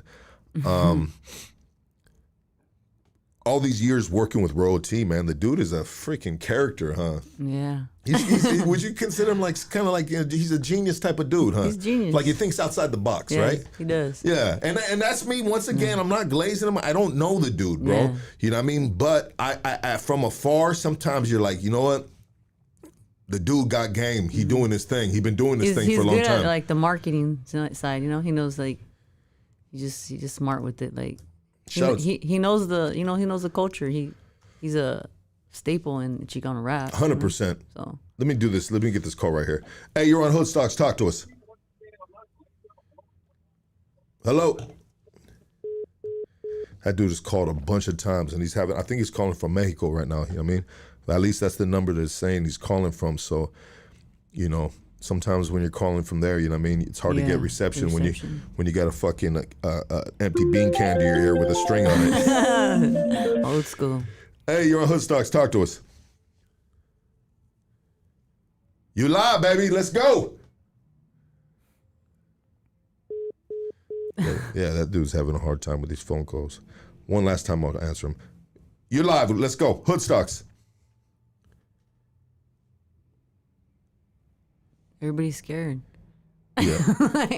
Well, it's actually the same number that's calling back to back. Like, there's a reception, I'm sure. I mean, do you intimidate people? Sometimes. Sometimes? Yeah. What I'm sure you do too. What would be the characteristic? What would be the characteristic that intimidates people that you say you have? I just look into their eyes. Yeah. That's why I kept my glasses on today. I don't want to, mesmerize anybody. Yeah. What do you think of the podcast realm nowadays? I mean, it's a big part of like helping people, you know what I mean? Maybe if not reigniting a career, starting a career, or just, bottom line, like it's almost better than, like I'd say the reason why Trump is in office is because he went on all those fucking big dog podcasts and he shot the breeze like a regular dude, you know? Kept it real, and that made him win the popular vote. So I think podcasts are huge. And they were just talking about that, Cono. They were talking about like, hey, these news outlets, bro, like they were saying some of these big news outlets could have had Joe Rogan, but instead they shitted on him. They talk shit about him. You know what I mean? That. They made themselves look bad. And so now these podcasts, man, they are going to be a part of, in 4 years for the next president. They're going to take Trump's fucking template of how he did it, his blueprint, and they're going to jump on all these big dog podcasts. That's the way to do it now. That's crazy, huh? The power of podcasting, it's crazy. Baby. It's a whole nother world, but man, I'm grateful for it. Shit. Yeah, no, that's cool, man. Yeah. And we just right here. Here, let me get this next phone call right here. Bob. Hey, you're on Hood Stocks. Talk to us. Yes, sir. What's cracking? How you doing? Very well, brother. What's your name? Where are you calling from? Fernando, bro. I'm always calling in, big dog. Thank you, bro. How you doing, dog?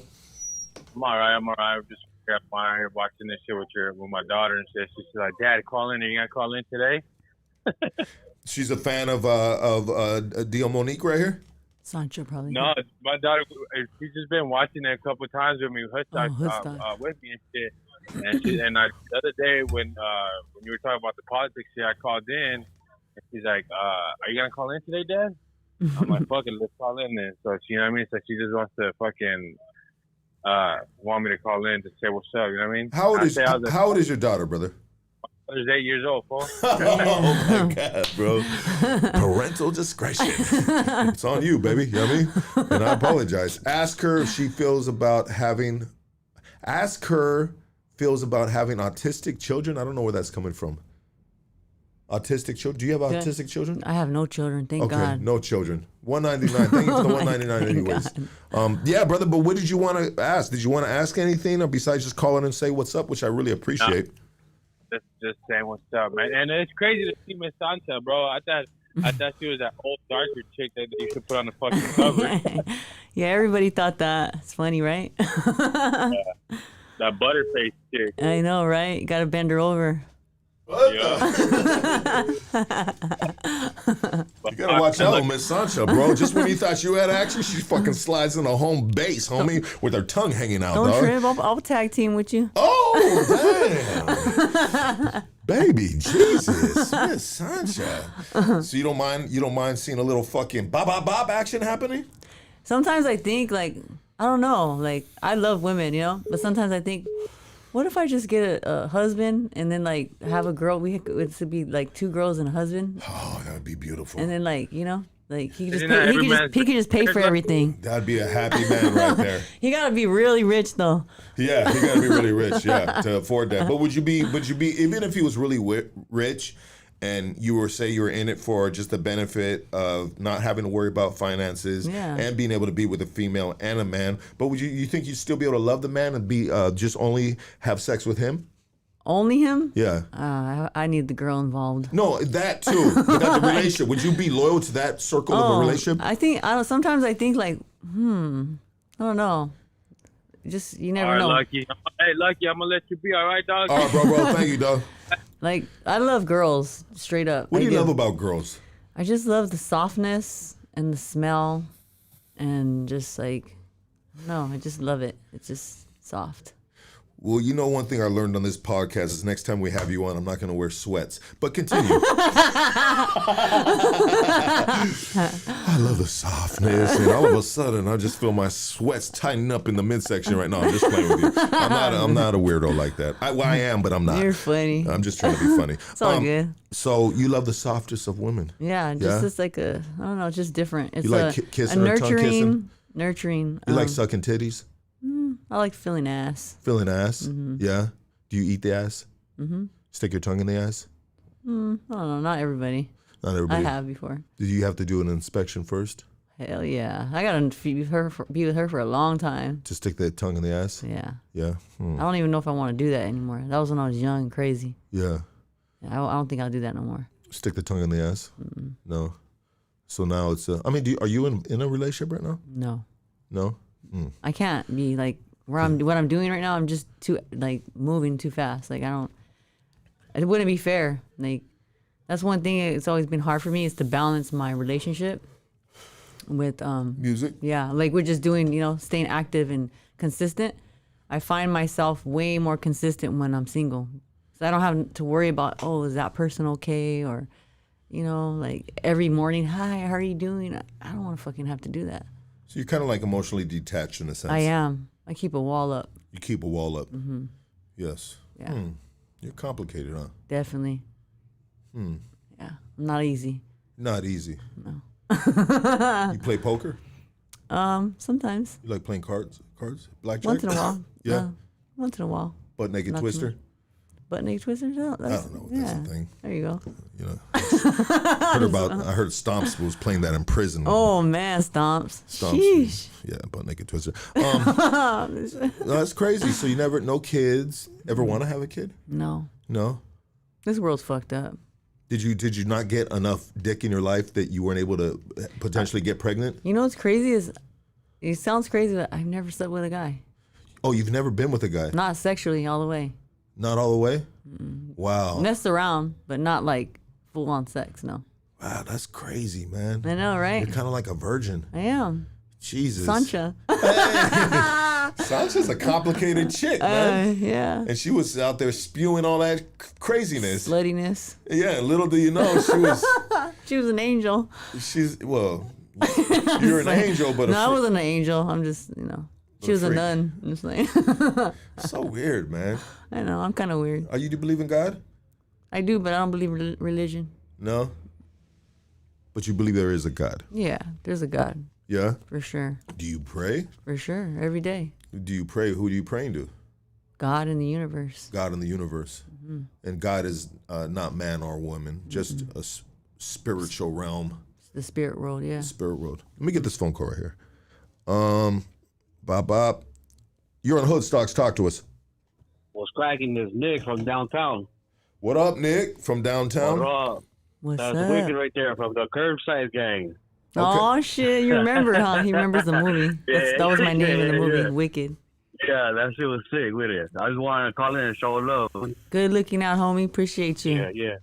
Yeah, for real. I'm gonna tap in with more of your stuff. Hey, that's a good ass interview. Shout out to Lucky. Shout out to you. Keep doing your thing. Appreciate you. Thank you. So, hey, God bless y'all. Have a great day. Yeah, you as well, brother. I'll see you, fools. Hey, and free K9. Free K9. Free my dog K9. Love K9, man. Hell yeah. All right, now. All right, bro. They're saying Lucky is interviewing her for a position now. Let's get this next phone call. Hold on. Here it is right here. Hey, you're on Hood Stocks. Talk to us. Hey, what's going on, Lucky and Miss SANCHA? This is Eddie MC Caddy from Yuma County, Arizona. How you guys doing today? What's up? I'm good. How are you doing? I'm doing great, Miss SANCHA. I got you, man, before in some other podcast, and it's good to see you're still doing your thing. I'm trying to do my thing too. I've been writing lyrics since 2009, hip hop and heavy metal lyrics, like old school lyrics, and I do death grunts, and I do like Axl Rose and Guns N' Roses. Oh shit! I sing, I dance, I do it all. ¿Me entiendes? But the point is, I've already hit my stage. I already popped my stage, Sherry. Okay. Last weekend they had like a lowrider show. That's they had a lowrider show right here in Somerton, Arizona. In Yuma County, Arizona, and I got on stage and I busted like a freestyle. That shit was tight. Tight. That's what's up, man. Keep doing your thing. Hell yeah.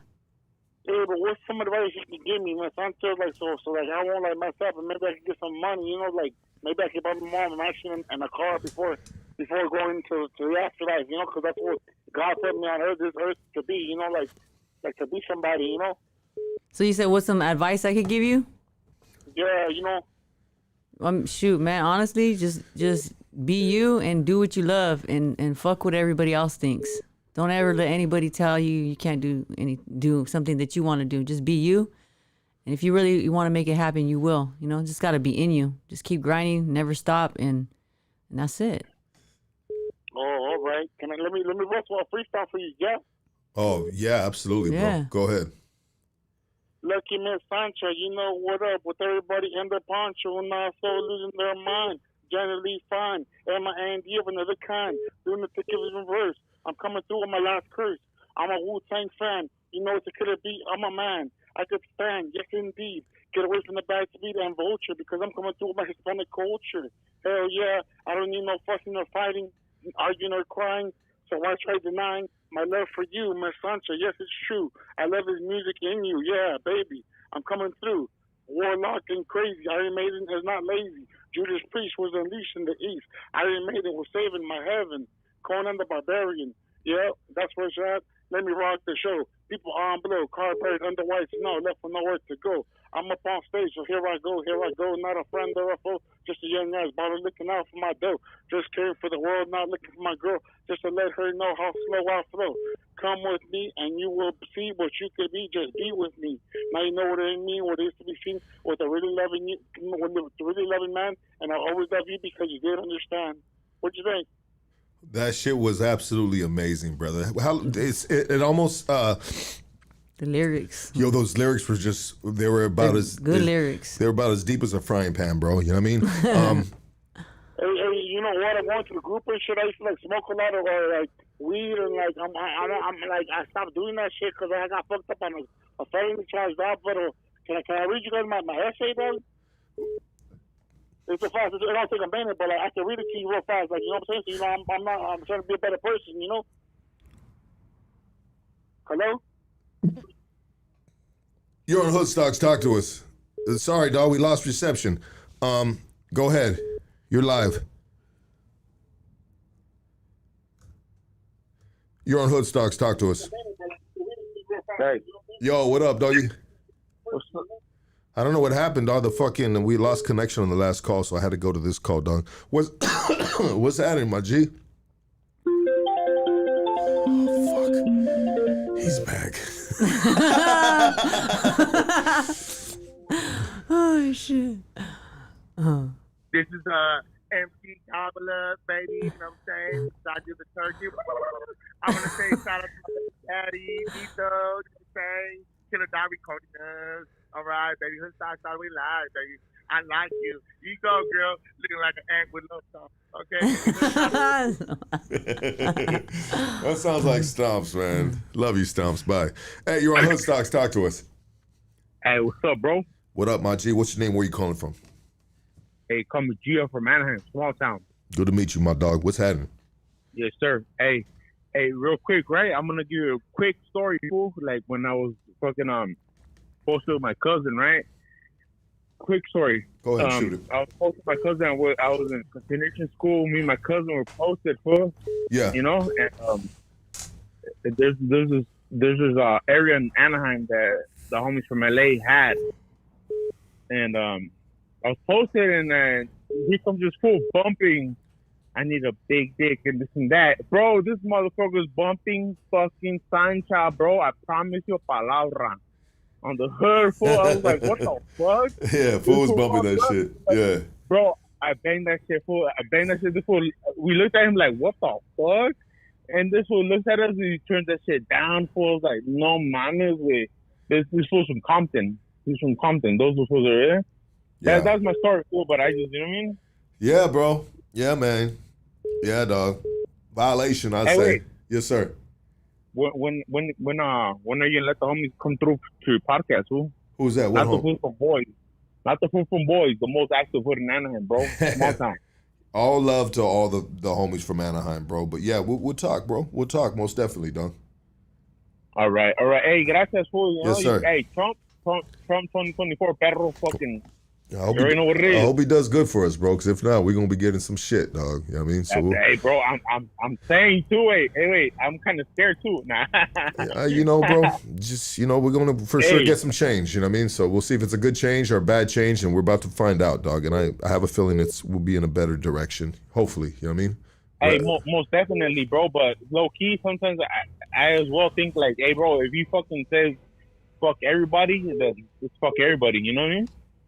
I mean, that's an easy thing to do. That's an easy thing to do. And when we're failing in life as an individual, the thing that I always do, dog, is I'll say, well, fuck everybody then, dog. But really, I'm just mad at myself, bro. You know what I mean? But we lash out to the world, right? Is that kind of makes a little sense, dog? I don't know. That's deep, but it's fast. Yeah, bro. Because we're not happy with ourselves. It's like, fuck everybody, bro. You know what I mean? We're not happy with ourselves, you know, so. Then you crash out. And then you crash out, yeah. But when you're happy with yourself and you're doing good, bro, then it's easier for you to show love because you got more love in your heart and you're happy with yourself, right? Hey, bro, I'm gonna keep it a buck, right? Yes, sir. Hopefully, like, okay, because we have a lot of you grew up in Highland Park, bro, and I lived in Highland Park, and I lived in fucking Boyd Heights for a little while too. Hopefully, like, he doesn't go after the people that are working, bro. You know what I mean? The señoras and señores, elotes. And I hope not, bro. I hope not, dog. Because I ain't with that, dog. But at the end of the day, we need to find a route for those individuals that are, you know what I mean? Like, I'm third generation on both sides of my family, bro. So honestly, bro. Oh, like, your people are from all your people from Highland Park or what? No, third generation from both sides of my family, dog. Third generation in the U.S. So none of my family, I'm not affected directly by, you know, sort of things like that. But at the same time, I'm not with that shit, dog. So we need to find a pathway for the hardworking citizens, dog. And if you say, if you ain't got your papers right and you committing crimes, well, you already know what it is, dog. It is what it is, dog. You know what I mean? And that's just like life as a grown man now, that the way I see it, you know? But anyways, brother, thank you for calling in, dog. Much love to you, dog. Anaheim, stand the fuck up, dog. Small town, you said, right? Small town? Yes, sir. Small town, Anaheim. Appreciate you, G. Right, yes, sir. Hey, you're on Hoodstocks. You got Miss SANCHA, a.k.a. what, Miss Noriega, too? Yeah, that's my singing name, but Diamonique. Diamonique. Yeah. Okay, because I seen that on your Instagram. Yeah, Miss Noriega. That's my real name, you know? Noriega. Yeah. Hey, you're live right now. What's up, baby? This is Big Tom. I'm calling because your guest got bigger titties than me. All right, you're on Hoodstocks. Is this Killer Dog? Killer Dog. Oh, shit. Hold on. What's up, to Killer Dog? Hello, you are live on Hoodstocks. Okay, I think Killer Dog tried to call her now. Killer Dog called. Oh, shit. Oh, this guy right here, man. Hey, you're on Hoodstocks. Talk to us. Hey, Bobby. What's up, Bobby? Hey, I just want to appreciate what you do for the Jewish and Mexican community. If a man want to call himself Lucky from Hoodstocks, then he should be Lucky from Hoodstocks. I thank you, Bobby. Hey, Bobby, you're great, Bobby. Stomps, bro. Get the fuck out of here, bro. Hey, you're on Hoodstocks. Talk to us. Hey, what's up, man? It's that food that I was just on, the MC Caddy from Yuma County, Arizona. You lost connections. We lost connection. Sorry about that, bro. What's that? What did you guys say about my rap? You guys were giving me good feedback. You know, like, what was up? Yeah, about your rap. Are you serious about having a rap career? Yeah. What else? I want to get my mama mansion before she goes away, you know? And I've been rapping since 2001. Hold on. My job is long overdue, you know? Hold on, dog. Do you feel like your skill set is going to put you in a position to buy a mansion for your mom? You know why I say this? Why I'm saying this, Lucky? Because I'm answering my question. Every fucking dumbass that gets out of jail and drops a song, I'm not going to name no names, and they're making bank, dog. Oh, this and that and this. Okay, hold on a second. Just because I don't gangbang, dog. Hey, fool, I'm not a gangster, homie, but I can rap all those fools. Give me another rap, bro, that's going to tell us that you rap all these fools. Give me a few bars, bro, real quick. One more time. All right. Fuck these new motherfucking stars. They're not me looking at the bar. Looking for my Playboy star. I'm a dummy. I'm coming through. Christianity is funny. Fuck Christianity. They want insanity. I'll kick reality and the ass so they can pass my test. I'll do the best from the coast, California west. From Yuma County, yes indeed. I'm getting stony on the valley scene. You know what I mean in between. Is my vulture connected with my culture. Ultimate Warrior, that was my favorite wrestler back in the day. Cono, you know what I'm gonna do? I'm gonna let Cono answer this right here. Cono, how do you rate this man's flow right here? Man, this guy needs to stick to the books, man. Maybe read a few books, get some more literature in your mind so you can expand on your vocabulary, Coño. Then you're gonna make some impression on the... You know what I'm saying, G? And look at all these fucking idiots that come out of jail and making a hit record and, now I'm making $7,000 a show What about me, dog? Why can't you give me a fucking $1, homie? Give me $20 for a song. I don't give a fuck. Give me $20 for a song. They're lying. They're broke. So I feel like you're an older dude because you talked about the Ultimate Warrior being your favorite wrestler. So I feel. And Wu-Tang Clan and all that shit. How old are you, bro? How old are you? When I'm influenced by it. How old are you? I was born in April 11, 1988, so I'm going to be about 36. Okay.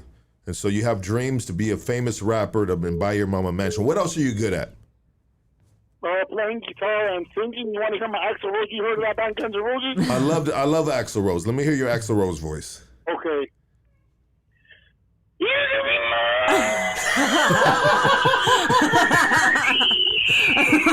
Oh, shit. Oh, man. Welcome to the jungle. We go for the games. We got everything you want. There's another way. And you're dead serious. I could do death metal vocals. You know I could do death metal vocals too, right? Oh, dog. You know what, bro? We're gonna have to save all this. This is a showcase for you right now, but we actually have someone we got to interview you. So I'm gonna respectfully hang up on you, and we'll talk another time, bro. Hey, you're on Hoodstocks. Talk to us. You're live. Hello? Yes, you are live with Diamonique, aka Miss Sancha. What's up?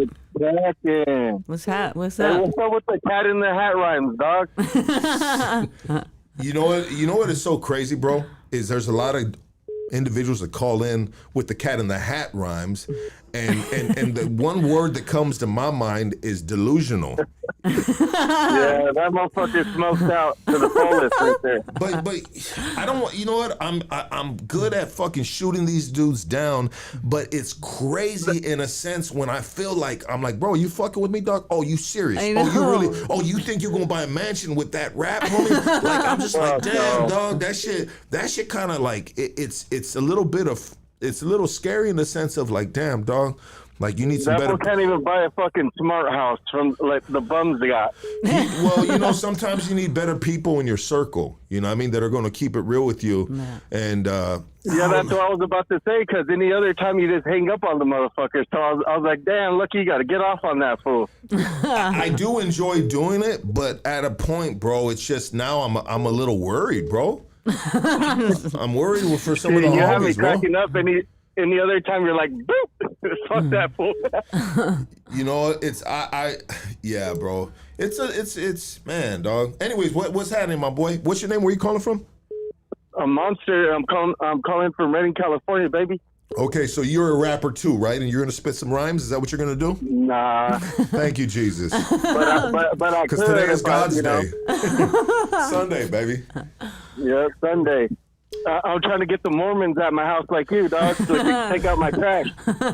Hey, bro, they wanted to help, and I utilized their blessings, homie. And taking out that trash at the time was a big fucking thing for me, dog. Hey, praise the Lord. Amen. Yes, sir. Hey, I appreciate you, my boy. Thank you for calling in. Hey, you're on Hoodstocks. Talk to us. Hey, what's up, homie? This is Cholo Vato, Sureño Gangster 13. Live next door to a karate instructor. You know what I'm saying? That Vato, that down right now, homie, that fool was super fucking Vato Cholo, dog. You know what I'm saying, homie? I'm a rapper too, my boy. They call me MC Fly by night, my boy. Rapping at night, my boy. You know what I'm saying? What's the flow, though? Yeah, Ramon, Limon, Cat, back. You know what I'm saying? Fuck Stomps, try that fool. Fucking Stomps. Get the fuck out of here, Stomps. You already called in. You're sick, bro. Hey, you're on Hoodstocks. Talk to us. What up, Lucky? How you doing, man? Very well, my G. What's your name? Where you calling from? What's up, man? This is Jose from Del Monte. Okay, Jose. Were you in Susanville around 03, 05? I think I was locked up with you. Yes, sir. I was there in 05, yeah. Oh, yeah. I think you're my cellie, bro. We were fighting over who was going to get the bottom bunk, so the whole time there we just used the one bed. Wait, what's your name again, bro? Jose, bro. Stomper. Okay. And you're from Monte? Were we in the oil together? Yep. And we had a little fist fight in the cell? Yeah, we were fighting over the bottom bunk, and we just decided to use the one bed the whole time we were there. Get the fuck out of here, bro. I'm just playing with you, dog. Oh, you know what it is, bro? It's because I had a cellie from I don't, you know what? I don't want to say the neighborhood, bro, but from that side of the town, dog, that I had to sell up with, bro. And when I'm on my way to the cell in the oil, bro, the homies were fucking looking at me like this because I had been in that oil a couple times. And the CO tried to squash out the fucking move. He goes, hey, Colos, that's my last name. He goes, Colos, we'll squash this move out right now. I said, no, everything's good, dog. And so I went in there. I got the wheeler, dog, that the dude had to go, dog. And I don't know why. I was like, dude, is this crazy motherfucker on the phone right now? You know? Yeah, bro. That'd be great. I nailed the story then. You did, bro. You did, 100%. But hey, my dog, thank you for calling in, dog. Let me get this next phone call. You're on Hood Stocks. Talk to us. You're on Hood Stocks. Let's go. 2 fools, 1 bunk. Muddy said 2 fools, 1 bunk. You know, these phone calls been fun. Yeah. This Sunday. I'll take this last one right here. Here we go, right here. Hey, you're on Hood Stocks. Talk to us. Hey, man, hey, this is the last time I'll ever call you Hood Stocks because I don't want to bother you guys no more because I know I'm being a pest to you guys and I started a new trend. But I'm going to tell everybody on Hood Stocks, fuck you guys for saying shit about my rider stocks because at least I got, you know what, because at least there's a high fee that I got to somebody in the business that back me up and said, you know what, I fuck with you already, guys, because out of all the homies out there on YouTube world, you know, they don't got the boss to call in and say the shit that you said just split lines, homie, and high fees connected to DJ Quick, Sugar Free, and MWA, and Tony Lane, all that shit. You know what I'm saying, G? Okay, brother. You said your piece. You know what, brother? Check it out, bro. You're calling Hood Stocks, dog. You're not calling another fucking podcast that's gonna be easy on shit. Like, and you know what? You're upset about it right now. I don't want this to ruin your day, brother. You know what I mean? Because this is just one opinion, a couple opinions right here. You know, and if you have a dream to be a rap artist, bro, then I'll give you some advice right now. And my advice is what Cono said: read some more books, right? Get your vocabulary up, and you know, work on the craft. If you're dead serious about that, and you're gonna catch feelings about people critiquing what you just did, bro, then understand that it's just a couple pennies here, but you're not there yet. I would say, bro. You know what I mean? And regardless if High C told you this, that, the other, bro, I mean, well then, why are you calling me? You should be on the phone with High C right now, working out that record deal or that next fucking single. You know what I mean? But rather than that, I don't want to. You know what? I don't want to. Everybody's got dreams, man, and just keep on working on them, brother. Keep on working on them. How about that? You know what I mean? Yeah, man, because otherwise, all you're going to get is a handshun, not a mansion. Oh, shit. That was a good one. Cono, baby. He said you're going to get a handshun, not a mansion. Yes. And so let's talk about some of the things you're working on right now that you got in the mix. So, okay, so like I have a film that my first film I'm directing. It's called Red. It's kind of a flip of Foxy Brown back in the day, Pam Grier. Okay. But it has like a whole nother story behind it. But yeah, I'm working on that right now with the actress and writer Buff Patterson. It's her film, so right now she's talking to some people, getting funding and stuff, so we can go back to film. We filmed like a trailer. Yeah. Just to shop it and stuff. So it's looking pretty good. And then I also have a documentary that I'm working with my friend Kinte. It's about her life story. She grew up like in the foster care system. She moved around like 42 addresses, I think, or something like that. Wow. So she has a crazy story. So I'm working on that as far as like films, like my own stuff that I'm directing and stuff, and then music videos like my boy Taj. And then I'm also working with my boy Flawless. And that stuff is a little bit more like pop, like positive stuff. Flawless, the rapper? Yeah, he's a rapper. I've heard of that dude before. Yeah, not that rap, not the younger one. He's like an older. Okay. You're thinking of the guy from New York, huh? Yeah. Yeah, not him.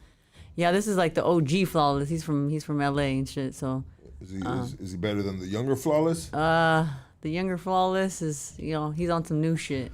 My boy Flawless is dope, but he's like on some more like mature rap. It's not like the new young like. Well, that dude Flawless that if I'm thinking he's of dope, that fool can spit. Yeah, no, that guy is on another level. Yeah, okay. Yeah. So he's on another level. Yeah, I mean I think so. In regards to maybe a skill set, I don't want you to like. No, yeah. No, but my boy's dope though. He has a dope tone and stuff, and he's he got some cool lyrics and stuff. But and then I got my boy Lunch. He's like my homie like for a long time. From a clique called Homeless Nation. That's actually his clique. And then what is the clique called? It's called Homeless Nation. Homeless Nation. Yeah. Why would someone want to name a clique Homeless Nation if you're not out of Skid Row? It's like we're like homeless. This is like because the land, how everything is like we're all like kind of like this is like they stole this shit, So we're all kind of homeless here, type of thing. Okay. Yeah, Okay. so it's like hustle on minds every day. There's like acronyms for each word and stuff, what he does for it. But there's like a whole bunch of people in Homeless Nation. So is it a lot of like people that are against like Dodger Stadium, stuff like that? oh no. Those type of activists? No, not like that. There's rappers. They're not like it's not like that. There's no activism behind it. Actually, I mean, I told him like, man, the name you can do a lot with that name, like as a nonprofit and stuff. Like try to help people and stuff. I think that would be a good way. Yeah, that's what I told him. That's the way you should go with it. Like opposed to using it as a fucking just basic, but it has a lot of meaning behind it. So there was a lot of things you really don't want to do with that name either, though. You know what I mean? Especially if you were trying to like attract a young fly audience that is not about being homeless. Yeah, but I feel and it, too, like we're older cats. You know what I mean? We don't care about the new shit like that. Like, but you got to a certain extent if you want to make some money. Yeah, but I feel like still like there's people that are like older like us. That like, they'll appreciate like the older type of stuff, like just like lyrics and like stuff that have more meaning, like reality rap. Yeah, not just club shit. Yeah, and that's the younger people. They like the club and turn up and all, which is cool. I love it too. Like, so you're talking about like more of an underground thing? Yeah, exactly. Underground rap. Yeah, well, not underground, because it's more mainstream. The stuff that I do with my boy. To be honest, it's like mainstream, but yeah, like we have a project together and some videos that we put out like in the past couple years, and we built like a little buzz with that project. So I have a bunch of different projects with homies and stuff, and then I got like I just shot a video with my homeboy Dirty Birdie. Okay. So he's like an IE legend, like from San Bernardino, and he's like real MC, like spitter. Like I'll love for you guys to check out the video, so you guys could check it out and see, because I brought it with me so you could check it out. Okay. But yeah, I'm gonna be releasing that I think tonight, the video. Since we're on his stocks, I gotta use this. You know what I'm saying? Like where's it gonna be released from? I'm gonna put it on YouTube, on my channel. What channel is that? Diamonique Noriega. Okay. Yeah. Yeah, so everybody make sure you guys go check that out. Diamonique Noriega YouTube channel. I'm gonna be putting up the video. It's called "Feeling Myself" because I'm feeling myself these days. Yeah. Like it's everybody knows who I am now, so I'm back to doing me. You feel like you got a certain confidence level back? Oh yeah, for sure. Did you feel like you ever I lost it? Yeah, I did. So I've had to find my way back. So yeah. But yeah, that's the whole concept behind the song. Like, it's called "Feeling Myself." My boy Dirty Birds, he's featuring on it. We just shot a video. The homie Randy from In Real Life Media, he shot it. I edited the video. Yeah. But yeah, it's tight. It's a simple video. It's like one scene, one shot, but the song is dope. It's just like some hip hop shit, So it sounds like you kind of like trying to do you now in this business. Yeah, I just want to be authentically myself. So that way if people fuck with me, they fuck with me because they like what I'm doing and shit. You want to rap on a beat right now? Yeah, I'm down. You down? Oh, okay. Yeah, come on, man. Okay. I'm a real rapper. Hold on, talk real quick. Let me pee real quick. All right. And talk to some of that chat real quick. What's up, you guys? I can't even see. I'm blind. I can't see what's going on in the chat. One of these guys asked if you speak Spanish. Poquito. Hablo poquito, pero entiendo más. You get by with that. Simón. I could rap in Spanish. I could read it and write it, but hold a full-on conversation. No, I could order my food. I could get by. But yeah, I'm a gringa, pocha. It sucks because like my grandparents, they spoke Spanish, but they didn't teach like my mom or my uncles or anything Spanish, because back then it was like they don't want no one speaking Spanish. It was like looked down upon, and so they didn't want their kids. They basically kept it for themselves to like keep a communication between them and not let the kids know what they're really saying. So yeah, it kind of sucked, but we lost out on that. But well, you know, many households now, man, they listen to Spanish, man. Yeah, for sure. Everybody speak English, you know. Yeah, it happens. But yeah, I'm still trying.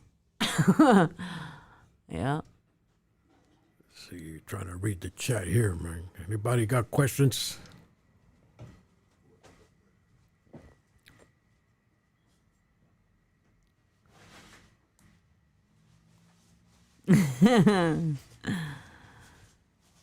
That's funny. That's crazy. Okay, motherfuckers, here we go right here. So she said she's gonna spit, man. She said she's gonna. We're not gonna get Miss Sancha. No. We are gonna You're gonna get a real rapper. You gonna get a real rapper? Yeah. We gonna get a real rapper? Yeah. Okay, I'm excited for this right here. You guys ready for this shit? Say hello to my little friend. I see you right there. Yes, Cono is here, baby. Let me see right here. I'm gonna put this on airplane mode so you guys don't call in. Take me as a last call. Who is this? I'm gonna. Yo, I want to say shout out to Queen G and also Kill Dog for hooking up this interview right here. Killer Dog, yeah. Killer Dog, yeah. Like that was dope, man. Good looking out, G. Appreciate you. And the homegirl Queen G, and also the homegirl Cecilia, the mamacita. That's my dog right there. Day one, and she threw me on stage at Becky Lou's show, and that's how I met Killer Dog. Oh, okay. That's why, like, he saw me. He's like, "Oh shit, we got to get you on Hoodstocks," and it was random. I wasn't even supposed to perform. Yeah. I was there shooting content for the homegirl Creepy Feedman. Oh, okay. And then Cecilia saw me, and she's like, "Girl, we got to get you on stage." I'm like, "What?" She's like, "What song you want to perform?" I'm like, "For real?" She's like, "Yeah." And then I was like, "Okay." So they put up a YouTube song, and I just rapped over it like that. Like, okay. It was tight. There it is right there. Yeah. Let's do it like this and shit. Yeah. Chop City on the beat. Oh shit. Chop City on the beat. Shee-wee. See what we do with it. Yeah. Chop City on the beat, like what? Come on. Yeah, can you give me a little bit more beat though? There we go. A little bit more. It's gonna crack. That's Hey yo, people think I'm tripping cause when I rip it is different. I'm as gifted as any Christmas, the richest kid is witness. And I don't pay attention to anybody that's dissing. When you mention me, when you spitting, you helping grow my business. Plus any freak that hear me speak eventually wanna get Diamonique tattooed on her ass cheeks. I set the industry ablaze, and when my album drop, a lot of people gon' stop getting paid. Yeah, and oh shit. Hey. Wait, yeah. In California undercover, been up in the game a long time, but I ain't ever wore a rubber. But half of these suckers is bending over and they taking it. Doing all of that, only one or two of them making it, yeah. But I'ma take it and strip it until it's make it. Tell the public they can taste it as long as they make a payment. I'll even produce it and arrange it, explain it in a different language. I'm the shit in this bitch and I can't contain it. Yeah, I'm going off for the dome right here on Hoodstocks with Lucky. It's on bomb. When I go off for the dome, Diamonique in the building, aka Miss Sancha. But I don't want ya to let me go off right now, cause yeah, how we do it. LA to the IE to the SD. You know me, baby, I'ma keep it G everywhere I go, even in the SGV. I've been around the world and I don't stop. I really don't give a fuck, I'm about to pop, let it off, the dome, it don't stop. And here we do, it goes down to the what, it goes down to the what. Chop City on the beat, like what, motherfucker to the dome, I'ma take a shot. Here we go, yeah. Hey, there we go. Okay. Yeah. Told you I'm a real rapper. Yeah. Good shit, man. That shit was cool, man. Appreciate that. That shit was cool. That for sure was not Miss Sancha right there. you were snapping at first, then you kind of stumbled a little bit. You had to pick it up. Yeah. But then you started freestyling a little bit, you know what I mean? So, I had to give you a little freestyle. I'm not the best freestyle, but my writtens is cold. No, that's just tight. That's Thank just you. tight. Props to you and shit, man. Appreciate and that. so tonight you have a new video dropping on your YouTube channel, which is, what is it again? It's called Feeling Myself, and it's featuring my homeboy Dirty Birdie from the IE San Bernardino legend right there. Yep. So it's gonna be something different. And so what else? I mean, we're already at the end of the year. I mean, do you do you go out hard at the end of the year, or is there a plan in effect for the beginning of the year? You know, how does that work? Well, right now, shoot, I'm riding the wave right now, like, cause like just all these things popping off. Like I'm always busy, you know, like doing filming and doing photography. So I'm just been hitting events with the homegirl Creep It Feed Man, like lowrider shows or whatever, just being seen out there again, because people they know me, like in the scene, in the industry, people know me, but when you don't see somebody, you forget them, you know. So I just been hitting different spots and people, hey Diamonique, hey, like I saw Kool-Aid over there, Becky Lou's thing, what's up, like, so I'm reconnecting with everybody and I'm showing face, and I'm just riding the wave, and I already know, like sometimes you just gotta go with the flow. Yeah, man. Like be easy about it. Yeah, but I got a project that I'm gonna be releasing next year. But right now I'm just gonna drop this video, and this video's so hard it's gonna ride out to the end of the year, I believe. There you go, right there. Yeah. Everybody give it up for Diamonique. Thank you so much for blessing the platform. Thank you. This just been cool. How can people follow you on Instagram? You got an Instagram, right? Yeah, you can hit me up on Diamonique 909. That's DIAMONIQUE 909.